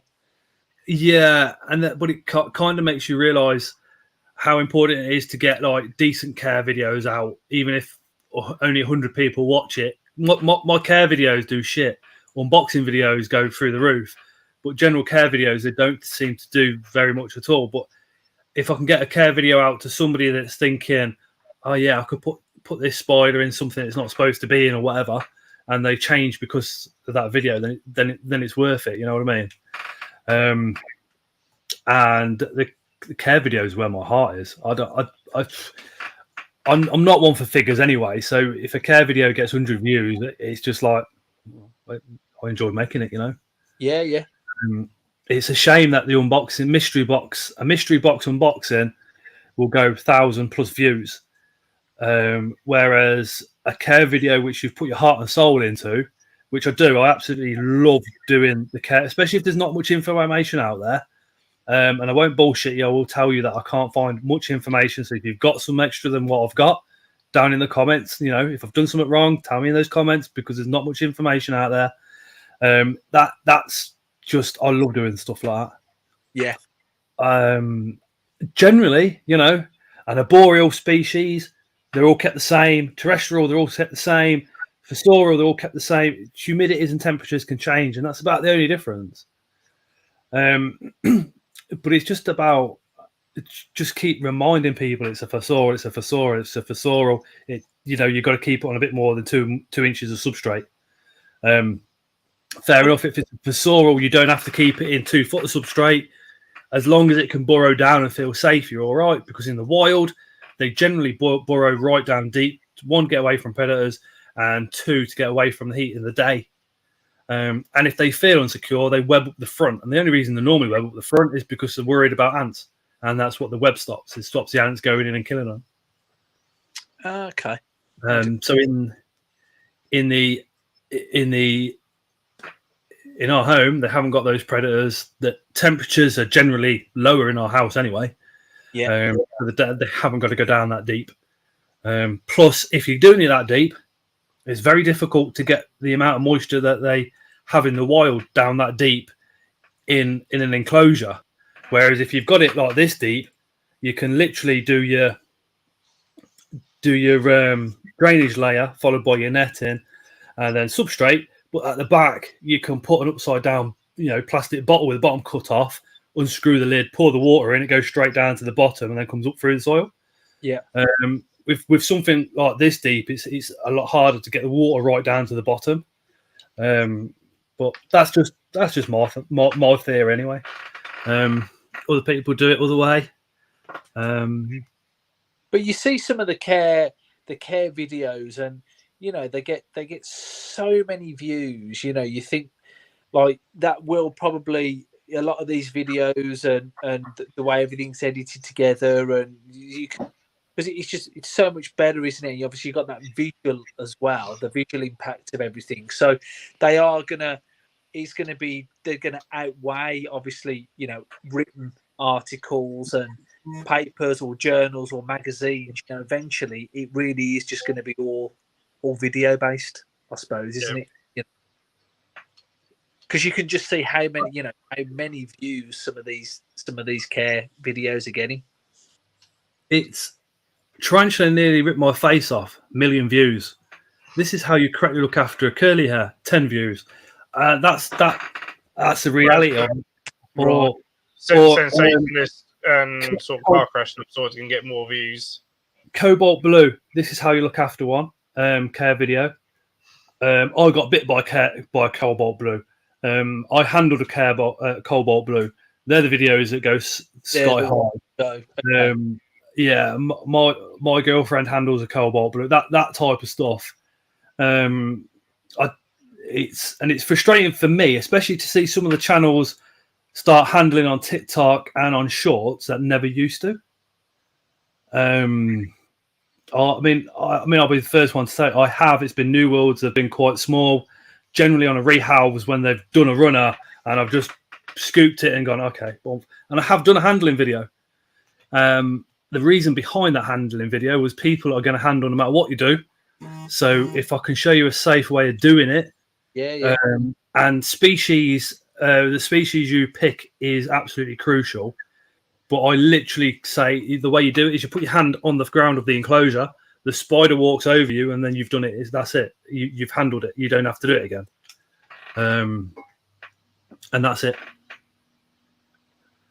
But it's very frustrating when people have got like P Metallicas out, how handling them, or Scolopendras, or putting stuff on their face and stuff like that. I mean, you in the zoo world must get so pissed off with people coming up to you and going, "Can I come in and cuddle the Komodo?" or "Can I touch the monkey?" or "Can I play with this?" or "Can I throw this chocolate bar over the roof for it?" You know. Yeah, do you get people coming with their folklore husbandry sometimes, especially with reptiles. Where it's sort of like, you know, what the hell? You've got that bearded dragon on substrate. It's going to die. No, it's not. Yeah. We get that. Although the one weird one. I don't think you were in the first place, Leah, but I can add you. Well, I got a concerned member of the public the once because they told me that one of the snakes was sweating. They said I got it too hot in the enclosure, and right, done like the morning spray, and then when I told them that, I went, "Oh no, sprayed them with water, just to increase humidity. They drink off their coils, all this, that, and the other." Still wouldn't believe me. Yeah, still wouldn't have it. It happens all the time. I probably think, some public think that they are correct no matter what you say, and you're like, you just have to give up. Yeah, you sometimes. It's just sort of like, this is going nowhere. I need to go and do something else. Yeah, you do, absolutely. Kind of thing. So, but like, yeah, I've had it before. Like, we've only got the one snake here, just a carpet pipe, and then someone complained because I got UV lights over it. Yeah, you've still got people that are denying. And like, why have you got light for that? Snakes shouldn't have any lights whatsoever. It's like, well, they should. But yeah, I mean, the invert side of like YouTube is, I think, a lot more advanced than the reptile side of YouTube, because the reptile side is very America based and very much snakes in tiny tubs with no lighting whatsoever, and That's And you've it. got a few of those like, what's that? Brian, but is it Brian Bargell or Jay Brewer and stuff. Jay? Yeah, another one. But they're really sort of quite dominant, aren't they, over the whole American? They're the largest ones, the largest channels, aren't they? Yeah. So when I even saw a video with Dave Brewer, and he was at that Myrtle Beach Safari place with that Doc Antle's place. Oh, Ducker, yeah. And he was walking with Doc Jackson, Antle's. send me a message on Facebook quickly, and I'll drop you the chat link. All right. I'm walking a Liger, talking about how they were setting up. Doc Antle and his son were going to set up the first Liger reserve out in the wild to get Ligers back into the wild. And watch it go, what? Sorry. Raymond says we had a member of the public argue that a tiger was a zebra and a Palmer wallaby was a wombat. Oh no! Literally, I can believe that. I can totally believe that. What, you don't think he's on a wind up? You think that's actually true? No, Wow. I can totally, any zookeeper go that is plausible. I've had someone come up to me and go, at what age will our tigers lose their stripes and grow their manes to become lions? No way. Yep. And this was an adult. The kids are always smarter. Yeah. This was an adult. We used to have a white donkey, and a teacher to their class said it was an albino zebra. I was like, quite clearly a donkey. Oh yeah, we've had with the otters. We usually get those called seals. Yep. So Yeah, I've had that. even like because we've got binturong and we've got in the same exhibit as the otters, and we get people go, oh, you got the binturong on top of the branches or up a tree, and they go, oh, look at the otters. And I was just like, I mean, it's iconic, isn't it? An otter. I understand if you don't know what a binturong is, fair enough. But an otter, it's quite an iconic animal. And to say that you think a binturong that is about 20 foot up a tree is an otter, you get out. I don't know. To be fair, though, if you're not into cars and somebody says, "What's that?" and they go, "It's an Audi," and they go, "No, it's a Ford." Do you know what I mean? If you're not into it, that's the only thing I can think of. Yeah, but I mean, if you go to a zoo, you should know what a fucking. There's normally at least a few signs telling you what the animal is. Yeah, again, signs don't. But people don't read signs. Not everybody can read. Our capybaras were once called walrus. I was like, okay, that's an interesting one. And also polar bear. I was sort of like, if you think a wooden fence is going to keep either of those two in. But mind you, well, thing with the signs is that like I always say that. I always go like, why don't people just read the signs properly? But today, first enclosure, when we went to Crocs of the World, I went with guy Dylan, who's one of the keepers from work, and walked in there, and I was like, oh, what's in here? And because it used to be a Chinese alligator. Oh yeah, in the first one, yeah. And now they've got a snake.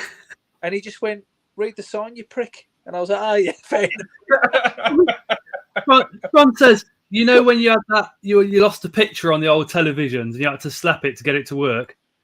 Sometimes I wish I could fix people that way too.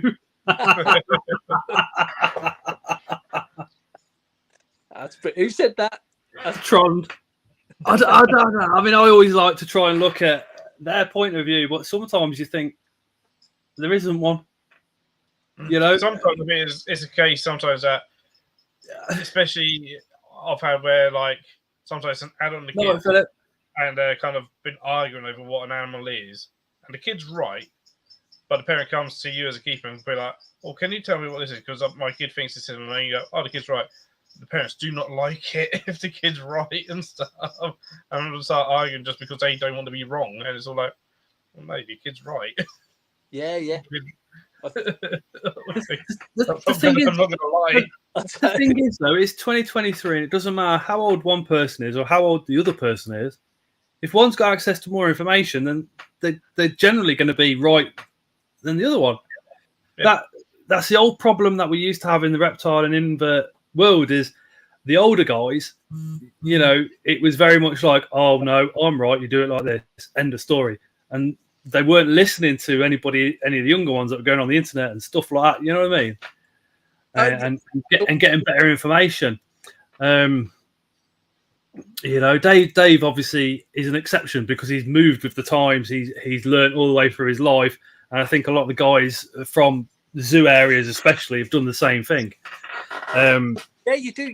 Mark in chat as well. He's the same, but there is the odd one that's like I can't. What's the word for it now? When you do this, you think it's right, but it's actually wrong. But you do it for so many years. Well, you just sort of stagnate, don't you, in that position, and you don't sort of you know, better your knowledge, and you just go, oh, that will do. Just, you know. Amy says, how do you keep a straight face when that happens? We go to the behind the scenes area or to a staff area, and then you have a cup of tea and go, oh, you debrief with someone. You just laugh your bollocks off there, don't you? Yeah. Like, oh, this has happened. Get as quick as possible. Get into one of the keeper areas and just laugh your head off. Yeah. What the hell have I just been talking to? Yeah, that's literally. Most people will have little areas around us that we can just duck behind, just to be like, "What the hell? What was that?" You do hear some, and you just hear some extraordinary things that people come out with sometimes. You're just like, "What? What are you on about?" Oh, I know. It's crazy, but it's amazing how much it happens. But especially like during holidays when there's loads of public there, you hear all sorts of stuff. Oh. I always hear that in the reptile house. So sometimes I've actually heard a couple of teachers say about the snakes hypnotising their prey. Yep. And I think you've been watching too much Jungle Book. What is going on there when they're actually telling the children that they hypnotise the prey down the throat? I just think absolutely another world. Did you see the cobras in the baskets with the flute players in India? Oh yeah. What do you think's going on there? Do you think the snake's hypnotised, or do you think it's like just fascinated on the vibrations coming out the end of what could be prey? It's just movement. So that they're fixated on the movement. So that's why when they're playing, that's why often they'll move. They're always moving around. The cobra does the same thing, and a lot of those, you know, pretty much all of those snake charmers, they'll put a rag in the mouth of the snake, and then they'll just pull the fangs. So they often they don't keep them for that long. Sometimes they'll keep them for a little bit because they won't feed. You know, they usually so stressed out all the time they don't feed, so they keep them for a bit, and then once they get too skinny or they're not very good anymore, they just sling them back in the wild and just go and catch some more of the time. Yeah. I've even seen like footage of ones where they've stitched the mouth up, so that if it were to, to strike, it can't do anything anyway. I've seen that. Horrible. It's a barbaric practice. It's absolutely it's disgusting. You know, and I liken it to bear dancing. Yeah, absolutely. That's barbaric. That's just as barbaric because you're mutilating an animal for entertainment. Yeah, it's horrible. It's horrible. We actually went to a one of the snake shows once, and they got like big reticulated pythons. They got king cobra. I mean, obviously the king cobras have had the fangs just pulled out, but they got king cobras. They've got monocle cobras, they've got mangrove snakes, they've got all sorts of things.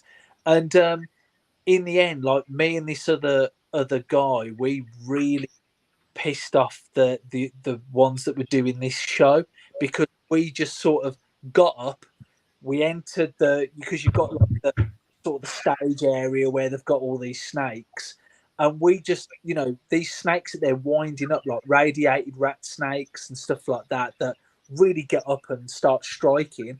We just got in there, picked the snakes up, and just calmed them right down. And they just didn't know, because we just entered the show. They weren't very happy, but we just thought, nah, sod this. We were just a bit pissed off that these snakes were just getting thrown about. They literally grabbed the reticulated pythons and just threw them.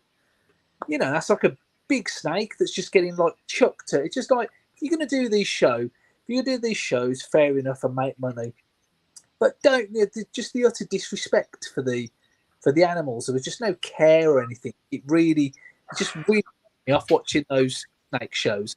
But it actually made me laugh that we just took it over in the end, and the snakes were just really, really friendly because we would just pick them up and calm them down.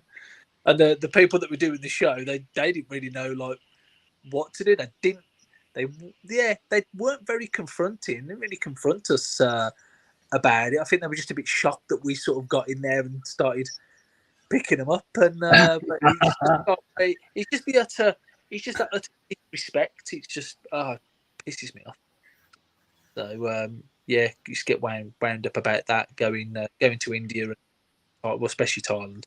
So bit annoying. Different culture.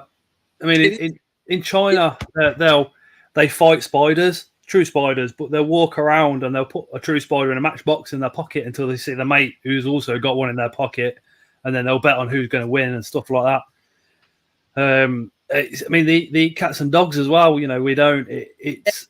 I mean, it is too, right? It's a shame that that okay, do these shows by all means, but just. I get what you mean, Max. But just have a little bit of respect for the animals, Yeah.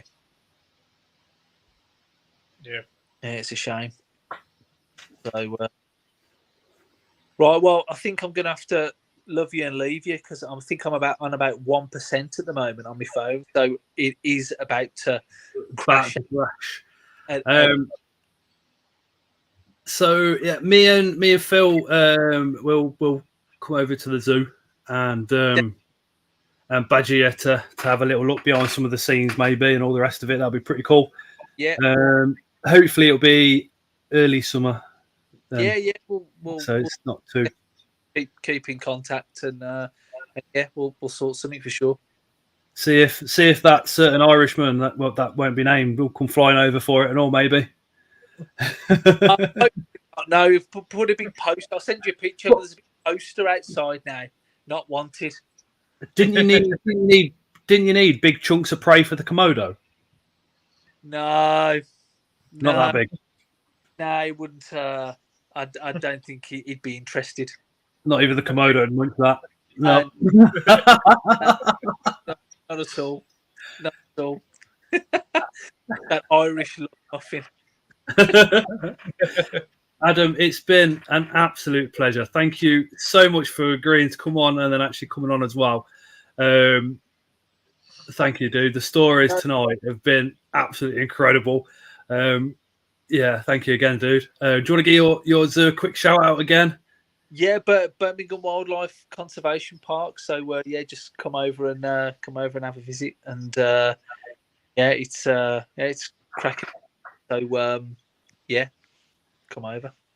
Jackson says thanks, Adam. It's been great. There's been a lot of this live's amazing, Adam. Awesome to meet you. Hope to see you someday, says Leah. Glad you had him on. In a couple of weeks' time at AHH. Yeah, I'll see you there. And no, I'm glad. Glad people enjoyed it. I've really enjoyed having a good chat tonight. So, cheers.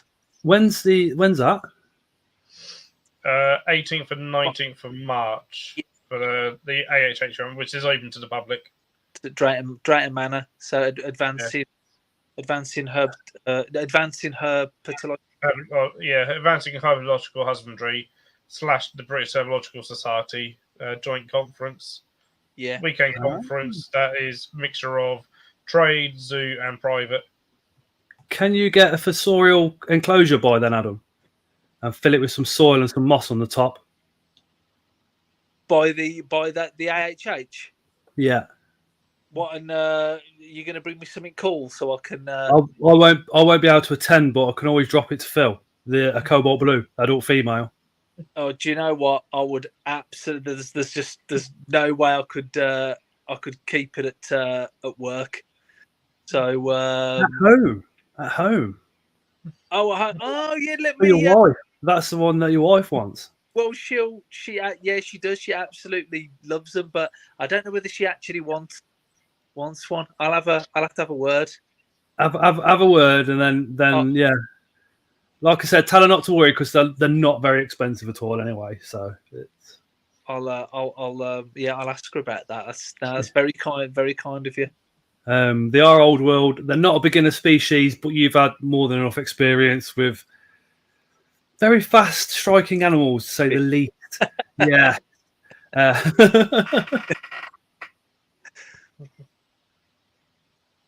So no, that's very cool.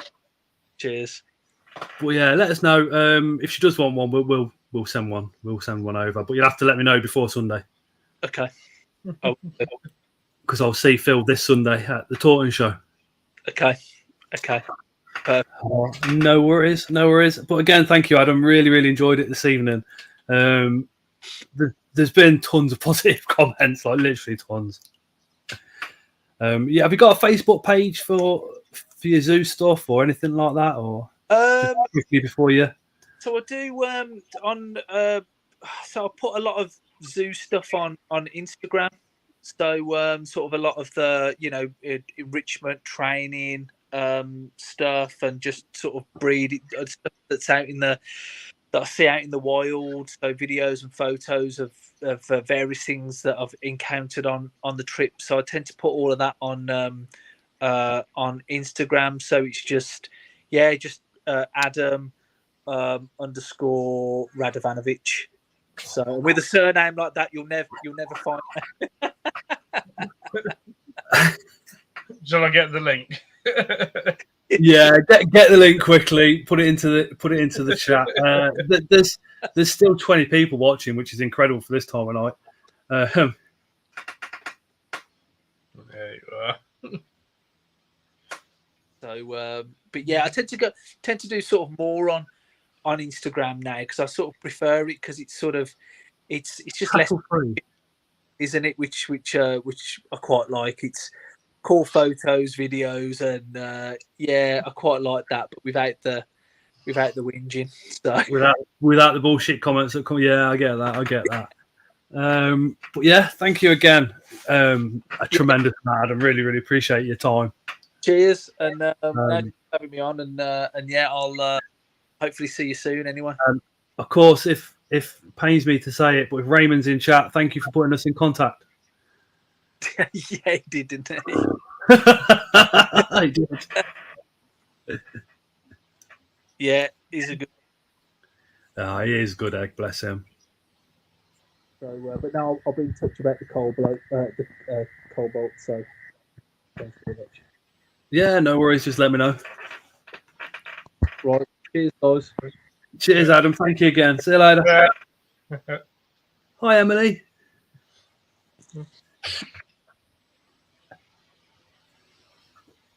What an awesome dude. Yeah, Adam's great. What an awesome dude. So, Jackson, you should now have the WhatsApp link on your email now, mate. Unless you've already joined it.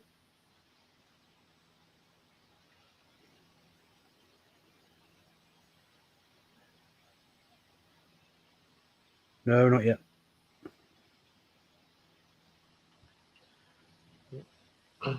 Well done. Get the link up for the conference in March that me and Amber sort of talk about for anyone that may be interested in it.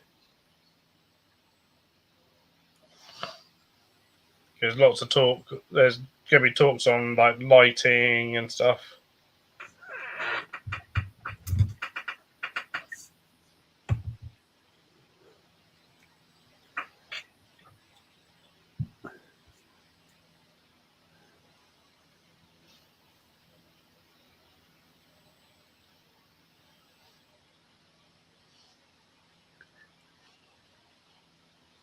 Going where without Terry?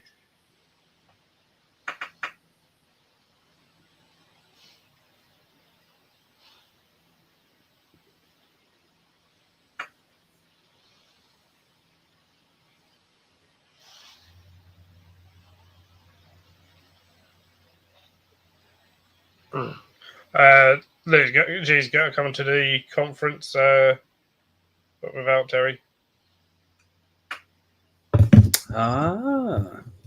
But yeah, basically, I'll take to the events page for AHH, and you'll see what talks are on and stuff, and then there should be a link on that page to go and book it if it's something that interests people. Sounds good. Did Leah say she's doing a live tomorrow? Yes. At 8 o'clock start, is it? I presume so, yeah. Yeah. Yeah, I probably won't be able to make the IHS, to be honest. It's in Milton Keynes, isn't it? Yeah, the IHS shows, Milton Keynes this year. I wonder how many inverts live in Scots and incredible inverts. Beards, lots. I had yesterday. I had a Balfouri hiding it for about 5-10 minutes until it popped out so I could put it back.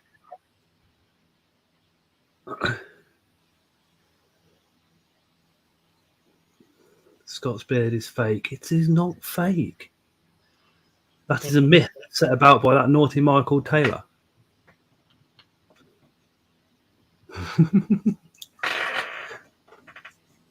But it is actually real. Yeah, no, the IHS shows in June. Thank you, Emily.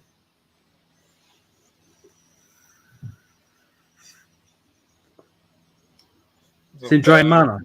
Drayton Manor is only like 40 minutes from here. That's the AHH conference. That's the talks. Yeah. Ooh, might have to have a look. Nice weekend conference includes zoo tour as well in the evening. And so,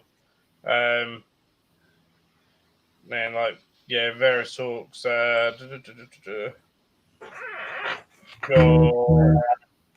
Matthew Shackleton doing innovations encouraging musculoskeletal health in reptiles. Dr. Serena Wunderlich, LEDs for reptiles. Oh. Alexa Fish, understanding the global supply chain of the UK trade in reptiles and amphibians. Dr. David Kirshner from Sydney Zoo in Australia, he's coming over. Reproductive stages of monitors as well, and everybody's doing 2 talks. And come build a zoo, they said it'll be fun. They said. Francis Coscari, left wing keeping, the captive welfare of snakes. Carl Franklin from Texas coming over, filling a Texas-sized hole in our knowledge of Texas turtles and the joys of invading the private lives of alligator snapping turtles. Dr. Francis Baines, Light of My Life, strategies for lizard reproduction. Do you know who that is? I do indeed.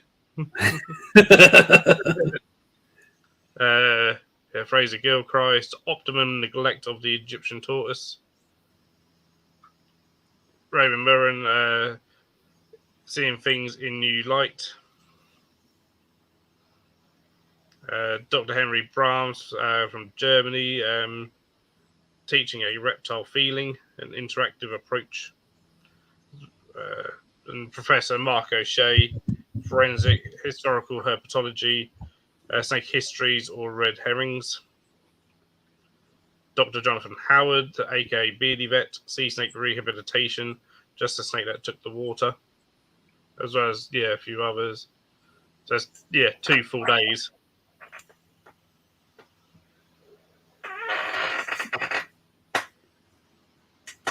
There's shows all over the UK. Jackson, you can't even whinge about us having shows. The US shows are like 2 to 3 days long. We get from 11 in the morning till 4 in the afternoon, and then that's the show finished. And they're a quarter of the size of the ones you guys have. The ones you guys have are like fucking huge.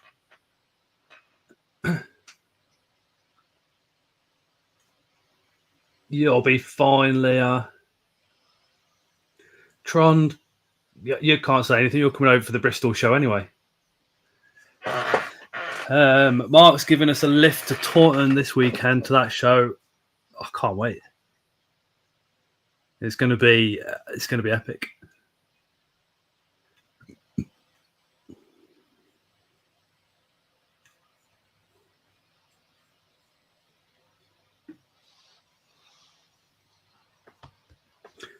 It's a problem living in the northwest of the UK. Is Jackie? Is a Stokey? What's a Stokey? Yes, maybe from Stoke Trent, maybe.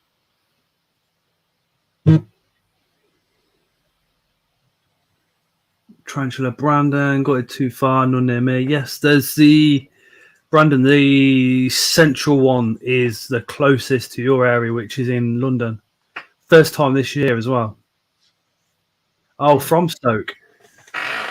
There's an entomological show that's on in Birmingham. You've got the BTS in Leamington Spa, which is just outside Coventry. You've also got the Coventry show as well. If you look for the Inverts Shows UK Facebook page, they're all on there as well.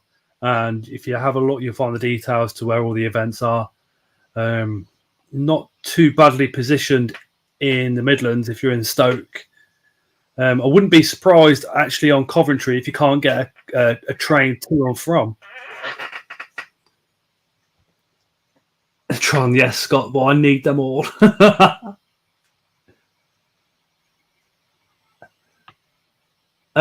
Yeah, I spoke to Clayton. So Clayton got me a band for Taunton over at Bugnut. He kept offering for most shows actually, and I just was like, is it serious? And then he said, of course it is, and sorted it out.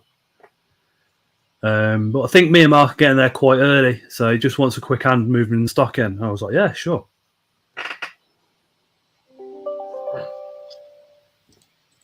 I get you, Emily. No worries. No worries. I think, though, I mean, if you and your other half have both got anxiety, there's loads of people at the show with anxiety. If anybody gets any issues around having anxiety in a show, you're more than welcome to come and grab any of us, and we'll go outside and, you know, get some water or a can of Coke or something and have 5 minutes chill before going back in if you want. But I think the thing is at the show, don't panic because there's people. Well, all us lot, we're all approachable. You can come find us, and we'll all spend time with you. Pop outside, whatever it takes. Just remember though, if you do come and find us at a show, we don't know what you look like. You might know what we look like, but we don't know what you look like. So you have to kind of tell us who you are, if you like. That's it. Also, you'll probably be surprised just how many people that attend the shows do have anxiety. I would say, probably maybe even more than half of people do. Easy. Tarantula Brandon was thinking about getting a therapist to Sturmy, but £85 without delivery. Wait till next week. Next week, we have Luke from Spa Spiders on. There will be a discount code for the whole live. And there could be some additional things going on his website. You'll just have to, I can't guarantee that because he's unsure whether it will also happen himself. But if it does, there could be some amazing species going on his website next week. We'll have some discount codes on the Tuesday. There is already one. Scott's Inverts 2023 gets you 10% off. So the discount for the live is going to be better than that, hasn't it? And he has gone one better than that as well. So next week should be pretty cool. So if you can't go to Taunton but you still want to order, you can still grab yourself some spiders at show prices with Luke. And it's going to be great to catch up with him because he's not been on a live for a little while. And it's always pretty awesome when he comes on. Yeah, it looks great.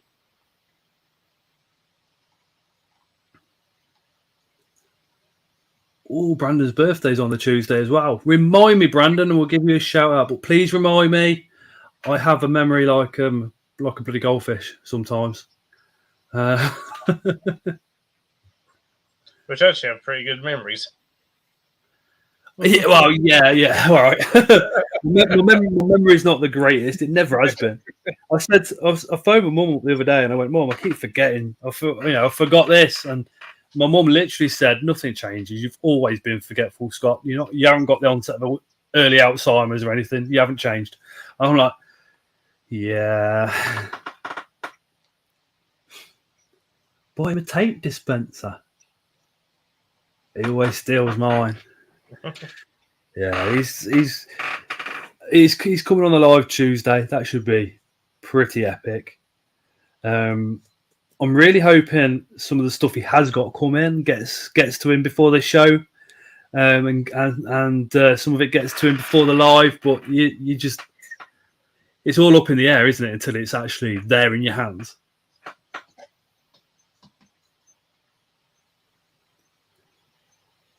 Oh, Brandon was actually born on the 29th, but no 29th. Born leap year. Nice. So do you not swap it around every year to what it actually should be? Whether it would be the 28th, 29th, or the 1st?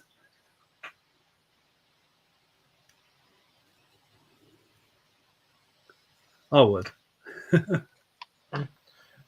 The trick is then once you get to the point where you're like, you know what, I don't want to be this age, I want to be seen as younger, you just cut your age down by a lot. Well,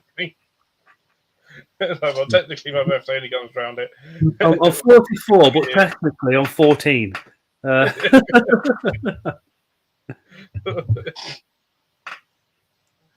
He is, Jackie. He is sound.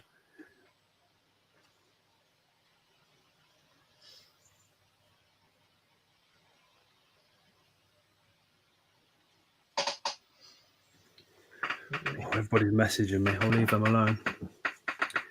Tarantula Brandon, 23 this year. Yeah, I turned 24 February the 6th. Shut up, Phil. Well, actually, I think I was 44. Tarantula Rookie was, 46, I think he was. On the 6th of this month. That was cool. I've got doing a channel member live this Saturday. For any channel members that are in the chat from 4 o'clock, probably do it for a couple of hours, and then at 8 o'clock you'll have Mark the Spider Guy live. I won't do channel member lives at night time just purely because there's other lives running. So Saturday daytime's back wicked. We brought Leo on the live last time. I might see if Noah will spend a little bit of time on my lap in here for you guys this Saturday. He's awesome little kid. Plus, it also kills a bit of time in the afternoon, and then we can have dinner, watch Mark, and then before we know it, it's Taunton. Night, Leah. Yeah, I'll close the stream down in just a second as well, I think.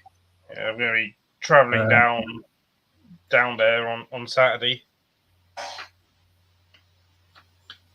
So we'll get everything packed up this week, ready to go to leave sometime Saturday daytime to go down there.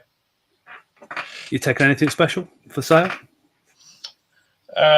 Probably, some metallic emerald cock creatures, some other cock creatures, mini terrariums that are built.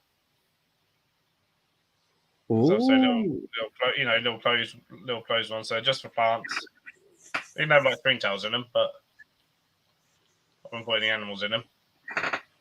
And that's it. If I remember it, volcanic soil or volcanic rock dust. I will message you. I've had 3 of mine pass away, and I reckon that's why. Because I've had snails in there and slugs, and I even put some lettuce in because it said on the internet that they will feed worst case scenario on plant matter. So I think that volcanic dust is what they're missing. What was that? Philip Fish, I've seen on eBay 14 baby Panda King isopods for £10.50. It seems cheap. Would that be a scam? Sounds like a fucking scam to me.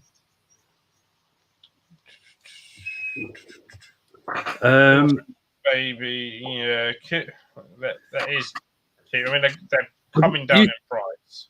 Have you still got babies? I've got Panda Kings. I'm not selling Panda Kings at the moment. Leah is, or she has been. Yeah, it sounds like a scam to me, or it's £10.50 for one, and they've got 14 left, maybe. £10.50 for 14. It's there's cheap, and then there's giving them away. That's literally giving them away. So Philip, speak to Leah if you want some. At least you know they're guaranteed to be as many as you want and arrive and all the rest of it. Yeah, and they're good quality. They came from my stock originally as well. So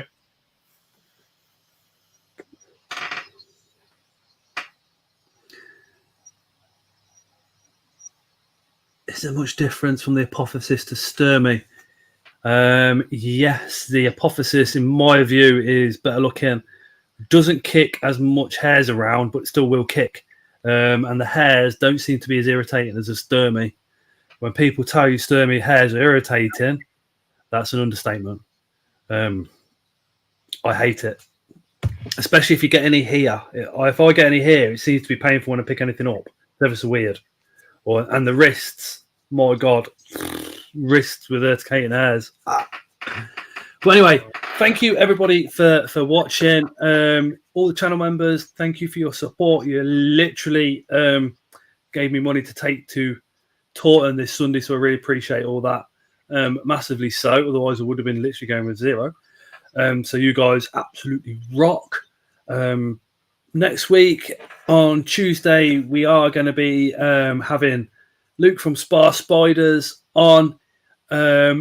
Once he gets it past Daddy Spa, there's going to be a nice discount code for his website. So if you want anything extra special, you're not going to Taunton, check his site out maybe Monday, Tuesday, and then we've got the live. You go order it. That'd be pretty cool. I doubt if he will be doing mystery boxes, so don't ask. He will be doing those for BTS next, I think. That's sort of typical Amy, but also a shame, Amy. Hopefully another show and this sort of thing.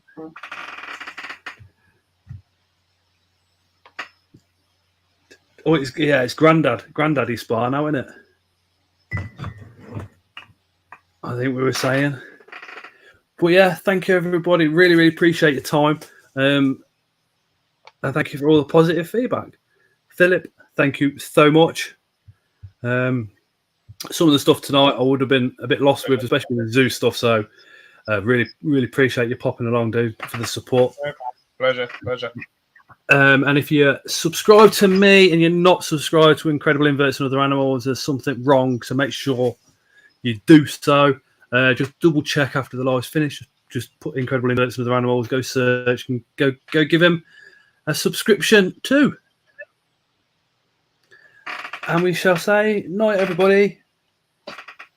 Right.